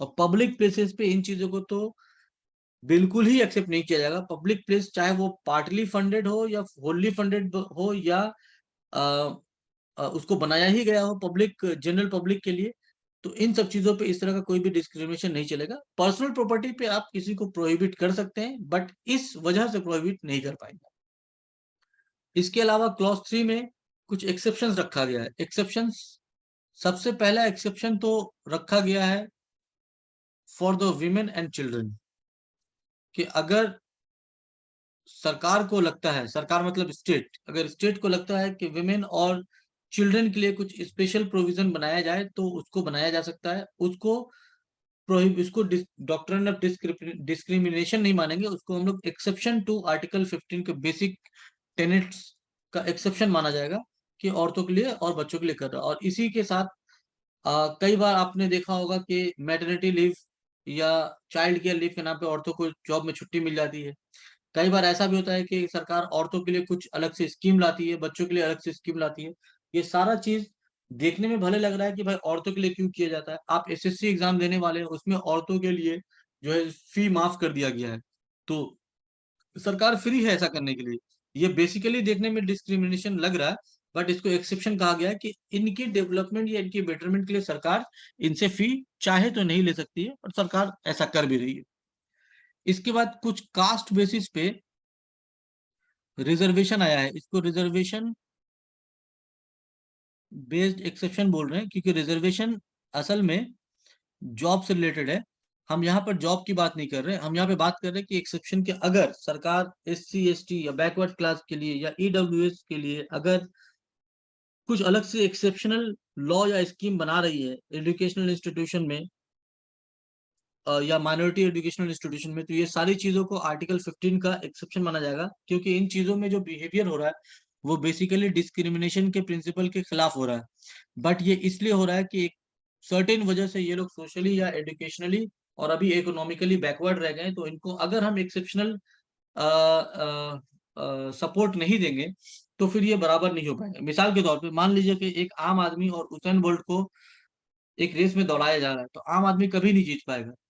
तो वो जीतेगा कि नहीं जीतेगा वो सेकेंडरी इशू है, पहले कंपटीशन में थोड़ा सा वो आम आदमी नजर आए, इसके लिए उसेन बोल्ट के एक कदम को या आम आदमी के एक कदम को 10 कदम माना जाएगा, सो दैट उसेन बोल्ट एक कदम दौड़ा तो आम आदमी को 10 कदम का एक बूस्टअप मिल गया है। इससे हो सकता है कि ये आम आदमी जीत ना पाए, लेकिन कम से कम कंपटीशन में रहेगा, और हो सकता है कभी चांसेस ऐसा मिले कि आम आदमी का कंडीशन बेटर हो। जैसे ही कंडीशन बेटर होगा, आपसे ये रिजर्वेशन या एक्सेप्शन आपसे छीन लिया जाएगा।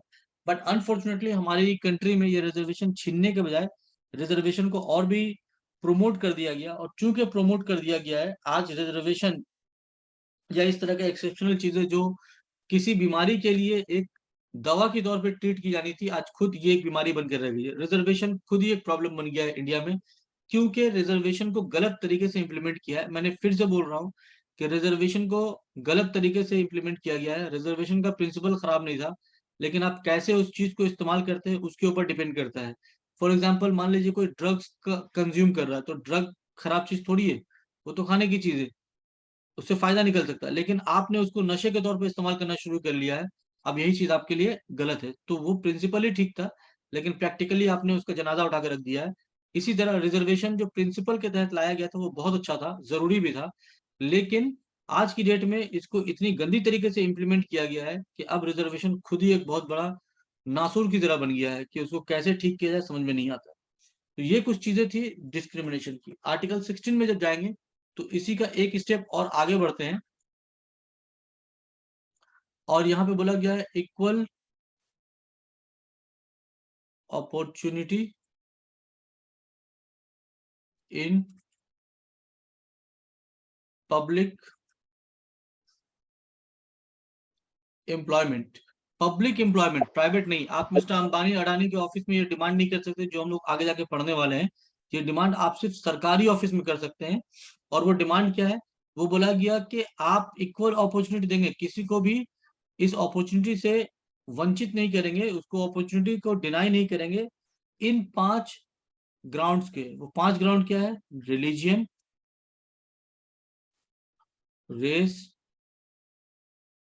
Cast, sex, place of birth, और एक टर्म यहाँ पे ऐड किया गया डिसेंट, कि आपके पूर्वज अगर मान लीजिए ब्रिटिश ईस्ट इंडिया कंपनी के लिए काम कर रहे थे या ब्रिटिश गवर्नमेंट के लिए काम कर रहे थे, या हो सकता है आपके फादर या कोई भाई या दोस्त किसी दूसरी कंट्री में चला गया है, पाकिस्तान में रहने लगा है, सऊदी में रहने लगा है, कनाडा में रहने लगा है, तो उसकी वजह से आपके साथ ये अपॉर्चुनिटी नहीं छीना जाएगा कि वो लोग कुछ किए थे तो तुमको होगा। एक एग्जाम्पल ऐसा है अदनान समी का। अदनान समी वॉज अ पाकिस्तानी सिंगर। कुछ वक्त पहले उन्होंने इंडिया का सिटीजनशिप पा लिया है, तो ये जो सिटीजनशिप उनको मिला अब वो पाकिस्तानी नहीं है, तो अब उनके बच्चों को ये नहीं बोल सकते कि तुम्हारे फादर या तुम्हारे दादा जो है वो पाकिस्तानी थे तो तुमको यहाँ के गवर्नमेंट एम्प्लॉयमेंट में चांस नहीं मिलेगा। वो बच्चे इंडियन है या नहीं ये इंपॉर्टेंट है, उसके फादर, उनके पेरेंट्स या फोर पेरेंट्स में से कौन क्या था उससे अपने को कुछ लेना देना नहीं है। तो ये इक्वल अपॉर्चुनिटी देने की बात करी गई है आर्टिकल 16 में। याद रखिएगा, equal opportunity in public employment या appointment in offices under the state, जिसको आम भाषा में पब्लिक एम्प्लॉयमेंट बोलते हैं।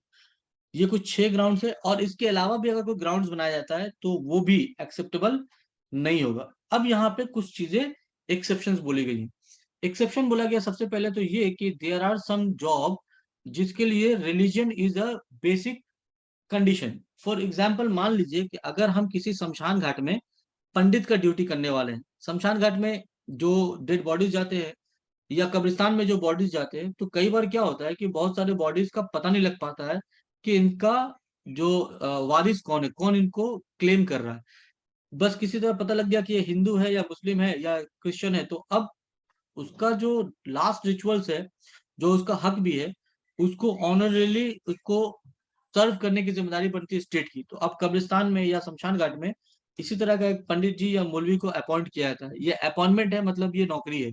तो इस केस में रिलीजियन एक इंपॉर्टेंट फैक्टर है। यहाँ पे आर्टिकल 16 में जो रिलीजियन वाला क्लॉज दिया है इसका वायलेशन होता है। एक्सेप्शन बोलना ज्यादा सही वर्ड है, क्योंकि चूंकि उस काम में अगर कब्रिस्तान है तो मौलवी ही उस रिचुअल को परफॉर्म कर पाएगा, या मुस्लिम ही कोई इसमें परफॉर्म कर पाएगा, या शमशान घाट है तो कोई ना कोई हिंदू या पंडित जी या जो भी कंसर्न होंगे वही कर पाएगा। तो वहां पर रिलीजियन को एक ग्राउंड बनाया जा सकता है।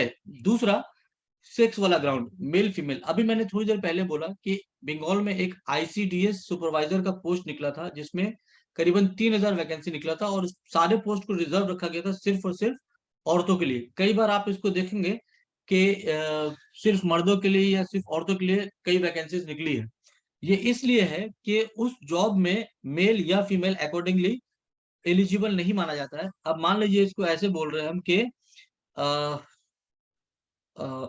थोड़ी देर के लिए ऐसे समझ लीजिए कि मेटर्निटी वार्ड में हमको जो फीमेल पेशेंट होती है उसकी देख रेख करने के लिए नर्स चाहिए। नर्स मेल भी हो सकता है और नर्स फीमेल भी हो सकता है, लेकिन हमको मेटर्निटी फीमेल वार्ड में चाहिए। तो उस केस में बोल देगा कि specifically this job is not for male.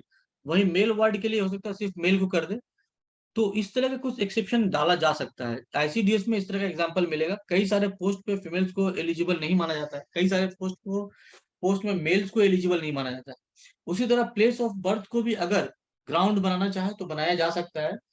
आमतौर पे जब पहले West Bengal joint entrance exam हुआ करता था तो मेडिकल के कैंडिडेट्स, मेडिकल के लिए जो एग्जाम होता था उसमें डोमिसाइल सर्टिफिकेट के नाम पे एक सर्टिफिकेट मांगा जाता था कि आप लास्ट 10 इयर्स इस बंगाल में रह रहे कि नहीं रह रहे, या बैकवर्ड क्लास सर्टिफिकेट बनवाने के लिए आपको सर्टेन टाइम से उस स्टेट में रहना पड़ेगा।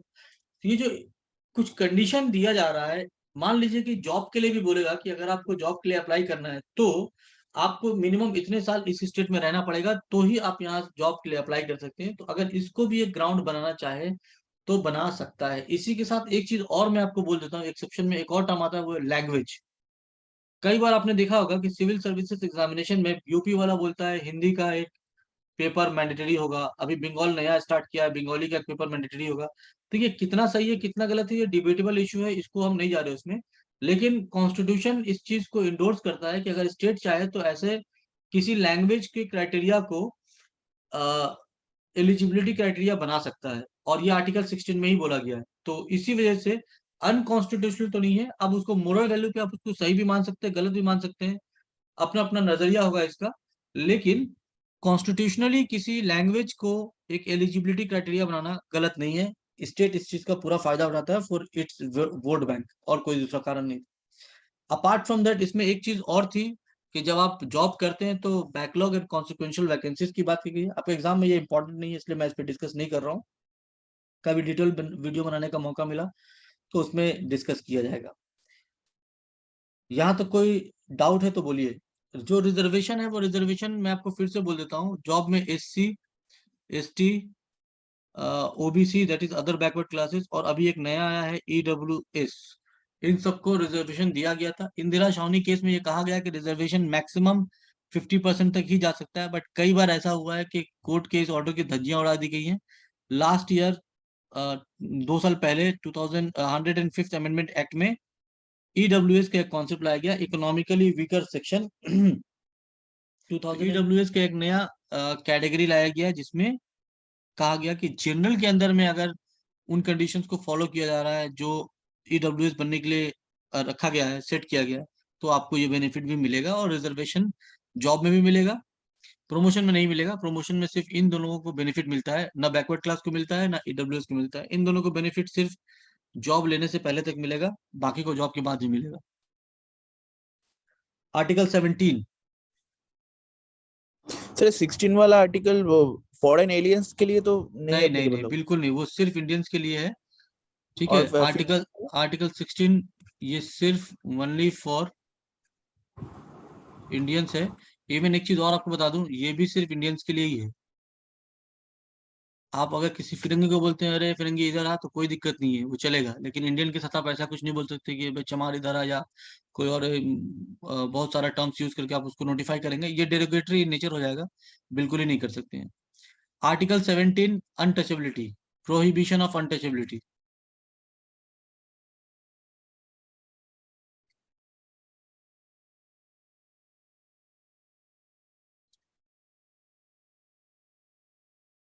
याद रखिएगा सिर्फ 2 ही आर्टिकल्स ऐसे हैं जो एब्सोल्यूट फंडामेंटल राइट है। एब्सोल्यूट फंडामेंटल राइट्स, जितने भी फंडामेंटल राइट्स है सब रिस्ट्रिक्टेड है। सिर्फ 2 है जो एब्सोल्यूट है। एक का नाम है आर्टिकल 17 और दूसरे का नाम है आर्टिकल 24। इसके अलावा all other fundamental rights are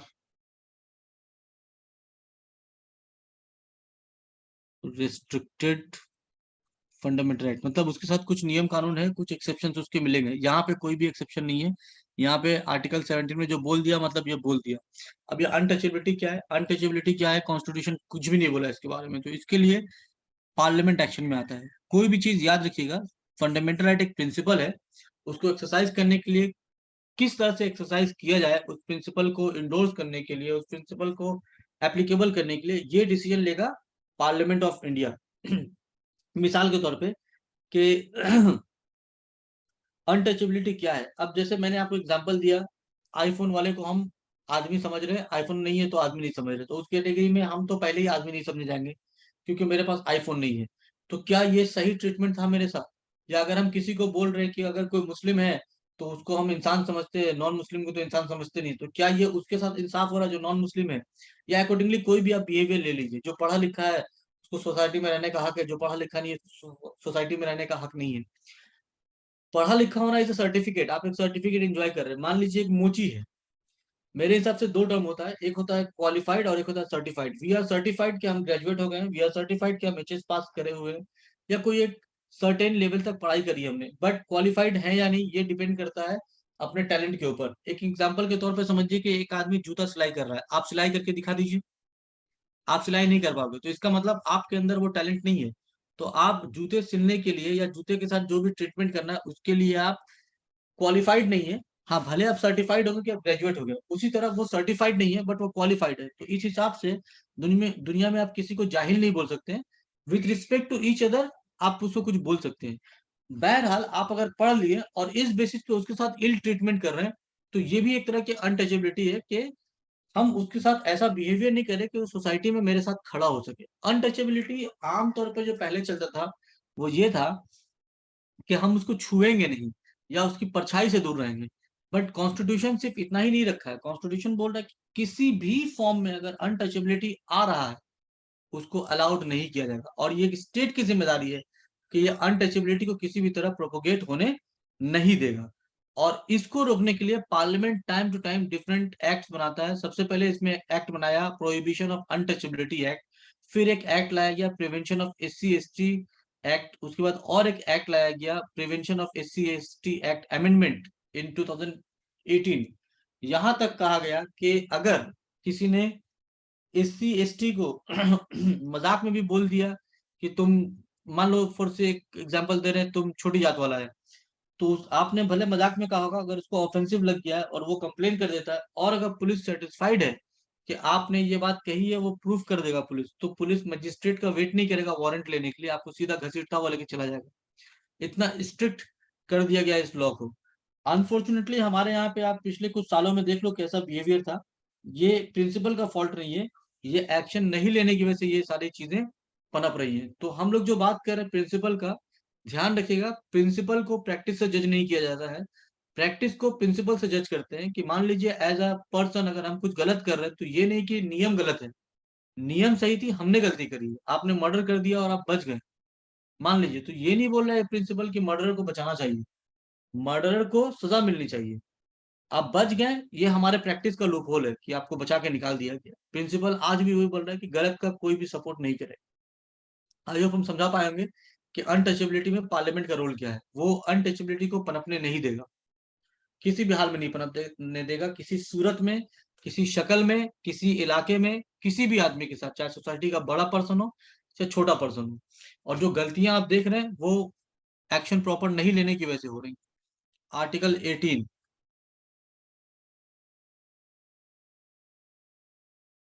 prohibition of title.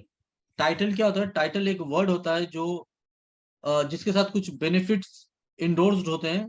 ये वर्ड स्टेट देती है। स्टेट मतलब जब राजा रजवाड़ा का दौर था तो मोनार्की दे रही थी, फिर ईस्ट इंडिया कंपनी ने देना शुरू किया, उसके बाद ये बंद करा दिया गया। आज भी अगर आप ब्रिटिश पार्लियामेंट के मेंबर हो जाते हैं तो आपके नाम के आगे एक वर्ड ऐड हो जाता है, लॉर्ड। या इसी तरह पार्लियामेंट जब इंडिपेंडेंस नहीं थी तो आपने कई बार सुना होगा सर, जैसे सैयद अहमद सर थे, राम मोहन रॉय को राजा का टाइटल दिया गया था। उसी तरह आपका डॉक्टर इकबाल को सर का टाइटल मिला हुआ था, महात्मा गांधी को कैसर हिंद का एक टाइटल मिला हुआ था, रविंद्रनाथ टैगोर को नाइटहुड का एक टाइटल मिला हुआ था। तो ये टाइटल क्या था? एक एक तरह का डिस्टिंक्शन आपको दिया जा रहा था by the government of the day. India के इंडिपेंडेंस के बाद बोला कि ये टाइटल इंडिया में किसी भी हाल में एक्सेप्ट नहीं किया जाएगा, एबोलिश किया गया दो तरह से। ना तो स्टेट किसी को टाइटल ग्रांट कर सकती है और ना ही किसी को जो सिटीजन है, ठीक है, ये दो चीजों पे, चलिए यहाँ पे ऐसे लिखते हैं, स्टेट किसी को ग्रांट नहीं कर पाएगी। और आप अगर आप सिटीजन हैं, ठीक है, इंडिया के सिटीजन है, आप इंडियन है, तो आप किसी से टाइटल एक्सेप्ट भी नहीं कर पाएंगे। जैसे ही किसी से टाइटल एक्सेप्ट करते हैं आपकी इंडियन सिटीजनशिप चली जाएगी। तो स्टेट पे ओनस ये है कि वो टाइटल किसी को देगा नहीं और सिटीजन पे ओनस ये है कि आप टाइटल किसी से लेंगे नहीं। अगर जैसे ही टाइटल लेते हैं, स्टेट की जिम्मेदारी बनती है संग संग आपका सिटीजनशिप छीन लेगा, और आपके सिटीजनशिप छीनने के बाद आपकी प्रॉपर्टी वगैरह पे भी स्टेट कब्जा कर सकता है। आपका इंडिया का कोई भी राइट एप्लीकेबल नहीं होगा, जो भी आपने पढ़ा एक भी राइट एप्लीकेबल नहीं होगा, सिवाय इसके कि जो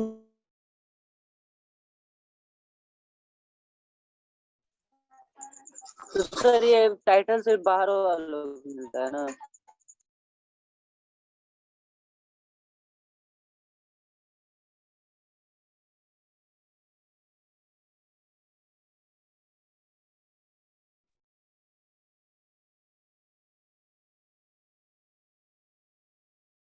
hello, yes sir. Connection cut गया था क्या? हाँ सर, कट गया था। अच्छा, कहाँ तक आप लोगों ने सुना है? वो जो सिटीजन में एक्सेप्ट नहीं कर सकता है बाहर से, वो वाला अच्छा कोई ठीक है, टाइटल। ओके ठीक है। तो एक्सेप्ट नहीं कर सकते। स्क्रीन दिख रहा है क्या? नहीं सर। एक सेकंड नहीं रुक सर। जाओ, एक सेकंड रुक जाओ। अभी तो दिख रहा होगा होपफुली। हाँ सर, दिख। ओके। तो तो आप सिटीजन सिटीजन होने के नाते एक्सेप्ट नहीं कर सकते। एक स्टार का नाम है अक्षय कुमार, ठीक है। Yes sir. कई बार आपको न्यूज में सुना होगा आपने, इसको कैनेडियन कुमार भी बोलते हैं। अब यस सर, देखिए, सिटीजन नहीं है इंडिया का। यस, कैनेडियन बोलना जो है ना, एक तरह का डेरोगेटरी नेचर है, उसका मजाक उड़ाने टाइप का है। जैसे हम लोग किसी को बिहारी या बंगाली या मराठी बोलते हैं ना, उसी तरह उसके रीजन के, उसी कंट्री के हिसाब से मजाक उड़ाने के लिए उसको बोला जाता है। बट ये क्राइम इसलिए नहीं माना जा रहा है क्योंकि ये इंडियन नहीं है। बट इसी चीज को आप बोले तो इंडिया में, और डेरोगेटरी तरीके से बोला जा रहा है इंडिया में, डेरोगेटरी तरीके से बोले आइडेंटिफिकेशन के लिए बोल सकते हैं। हमारा तो आइडेंटिफिकेशन है ना भाई, हम अगर बंगाल में है तो बंगाली है, हम बिहार के हैं तो बिहारी है, इसमें तो कोई शक की बात नहीं है। लेकिन फिर बुरा क्यों लगता है? बुरा इसलिए लगता है कि जिस तरीके से इस टर्म को बोला जाता है वो थोड़ा नीचा दिखाने टाइप का किया जाता है। आप बंगाल में है तो बिहारियों के साथ ऐसे ही ट्रीटमेंट मिलेगा, बिहार में चले जाए तो बंगालियों के साथ वैसे ही ट्रीटमेंट मिलता है। तो जब ट्रीटमेंट गंदा होगा ना, तब आपके एक्शन को काउंटर किया जाएगा। अदरवाइज हमारा आइडेंटिफिकेशन है। अगर कोई इंडिया के बाहर हमको बोलेगा कि हम इंडियन है, तो भाई इसमें शर्म की बात क्या है, आप इंडियन है ही। कुछ लोग गलत करेगा तो इसका ये मतलब थोड़ी है कि हम भी गलत करें। तो उसी तरह कैनेडियन कुमार को इसलिए हम लोग बोल पा रहे हैं या किसी बात पे क्रिटिसाइज कर दे रहे हैं, बिकॉज आप इंडिया का ज्ञान दे रहे हैं कि देशभक्ति क्या चीज है और बहुत सारी चीजें हैं, और आप खुद इंडियन नहीं है, इंडिया का सिटीजनशिप को छोड़ दिए। तो ये इसलिए हम लोग इजिली कुछ भी इनको बोल पा रहे हैं क्योंकि ये इंडियन नहीं है। लेकिन इंडियन हो जाता तो कुछ भी बोलने पे फ्रीडम नहीं रहती, आपको जेल भी जाना पड़ सकता था। क्लियर? Yes yes. सर। एक सेकंड रुक जाओ, क्या हो गया ये? ओके। नाउ आर्टिकल 18 में टाइटल यूज नहीं किया जाएगा। हाँ, अब यहाँ पे एक चीज बोला गया, अवार्ड।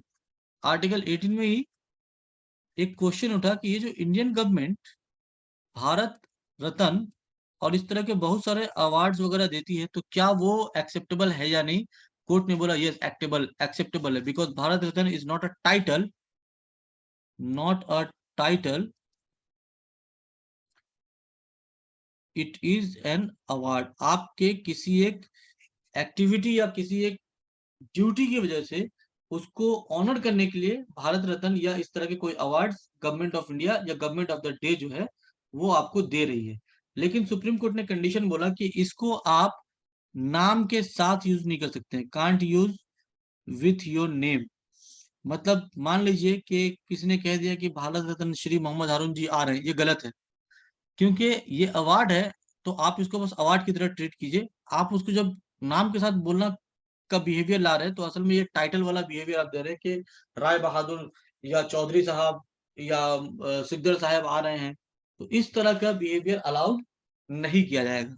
तो अवार्ड है, आप ले सकते हैं, और इसका बहुत सारा मिसयूज हुआ, इसलिए सुप्रीम कोर्ट ने कहा कि इस अवार्ड को देने के लिए टर्म्स एंड कंडीशन बनाइए, क्योंकि आप किसी को भी दे रहे हैं और लोग उसका अकॉर्डिंगली मिसयूज भी कर रहा है, बट ये मिसयूज अलाउड नहीं है। एक चीज और कहा गया है कि अगर आप, देयर आर सम टाइटल्स जो आप यूज कर सकते हैं अपने नाम के साथ, वो टाइटल है एकेडमिक, एकेडमिक डिस्टिंक्शन, ठीक है ना।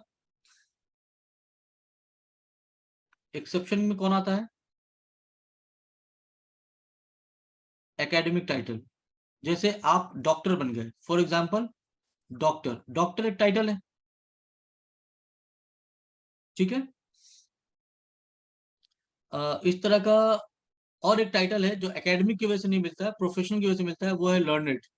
जब आप लॉयर बन जाते हैं, एडवोकेट, तो आप अपने नाम के आगे एक टर्म देखिएगा एलडी करके लिखता है, लर्नेड एडवोकेट जो भी है। इसी तरह देयर आर सम टाइटल्स जो आप अपने नाम के साथ यूज कर सकते हैं, वो है मिलिट्री का टाइटल्स। आपने कई बार देखा होगा मिलिट्री टाइटल्स लोग अपने नाम के साथ इस्तेमाल करते हैं, major, general, colonel, retired major वगैरह वगैरह। कोई आईपीएस ऑफिसर यूज नहीं कर सकता अपने नाम के साथ। आपने कभी देखा भी नहीं होगा कि रिटायर्ड कमिश्नर कोई नाम के साथ यूज करता है। आमतौर पर लोग यूज करते हैं रिटायर्ड आईपीएस या रिटायर्ड आईएएस, ठीक है। ये आइडेंटिफिकेशन के लिए बोल सकते हैं, बट ये उसको टाइटल के तौर पे यूज नहीं कर सकता है। टाइटल के लिए सिर्फ कहा गया है कि मिलिट्री टाइटल ही आप यूज कर सकते हैं, एकेडमिक टाइटल और मिलिट्री टाइटल। एकेडमिक टाइटल भी यूज करने के लिए आपको वो डिग्री होल्ड करना पड़ेगा। मतलब आपको दिल में है कि हम अपने आप को डॉक्टर लिख दें, तो आप डॉक्टर नहीं लिख सकते। आपको इधर पीएचडी करना पड़ेगा या मेडिकल का जो भी कोर्स है ग्रेजुएशन का, वो आपको करना पड़ेगा, तभी आप इस तरह के एकेडमिक टाइटल को होल्ड कर सकते हैं। Other than this two kinds of titles, आप कोई भी टाइटल इंडिया में एंजॉय नहीं कर सकते हैं। इंडिया में नहीं कर सकते हैं, बाहर में आप जिस कंट्री में जो चीज देता है वो आप वैसा कर सकते हैं। तो कैसा रहा क्लास, ये बताओ थोड़ा सा भी। अच्छा था सर। ठीक था। तो याद रखना कि फंडामेंटल राइट्स हम थोड़ा पैशनेटली पढ़ाते हैं। आप लोग को अगर कुछ बोरिंग होना पड़ा तो उसके लिए माफी चाहेंगे, लेकिन याद रखिएगा कि फंडामेंटल राइट्स हम थोड़ा पैशनेटली इसलिए पढ़ाते हैं, हम इसको एक्सरसाइज भी किए हुए अपने रियल लाइफ में, और बहुत बार मान लो स्टेट से हम हारे भी हैं, तो बहुत बार कुछ ऐसे पावर से जीते भी हैं, पुलिस वाले को आके माफी मांगना पड़ा है, ठीक है। क्यों? क्योंकि ये मेरा फंडामेंटल राइट है। कोई एहसान नहीं कर रहा इस कंट्री में रहने का। आजकल जो चलता है ना कि बहुत सारे लोग बोलते हैं कुछ भी हुआ तो उधर चले जाओ, इधर चले जाओ। किसी के फादर का लैंड की प्रॉपर्टी में लोग नहीं रहते। इस कंट्री में जितना किसी और का हक है, एज अ सिटीजन हमारा भी उतना ही हक है। तो फंडामेंटल राइट्स को इस तरह पढ़ो कि फंडामेंटल राइट्स आपके पर्सनल सिटीजनशिप को एंडोर्स कर रहा है। वो आपके अंदर अगर कोई ताकत दे रहा ना, तो वो सिर्फ और सिर्फ फंडामेंटल राइट्स ही दे रहा है। तो थोड़ा सा इसको उसी तरह से लेंदी में चला है। कुछ सेक्शंस और है फंडामेंटल राइट्स के, वो नेक्स्ट क्लासेस में अकॉर्डिंगली कंटिन्यू करे जाएंगे। मैंने कहा सर आर्टिकल 16 में जो एक्सेप्शन है ना प्लेस ऑफ के वजह से, वो वाला जरा बताएंगे फिर से? कौन सा बोलो फिर से? 16 में वो जो रिलीजन की वजह से? प्लेस ऑफ बर्थ के हिसाब से कोई एक्सेप्शन अच्छा, था? अगर सरकार बनाना चाहे, हालांकि इसको कॉन्स्टिट्यूशन ने बैन कर दिया है, देयर आर सम पोजीशन जहां पे आपको मिलेगा।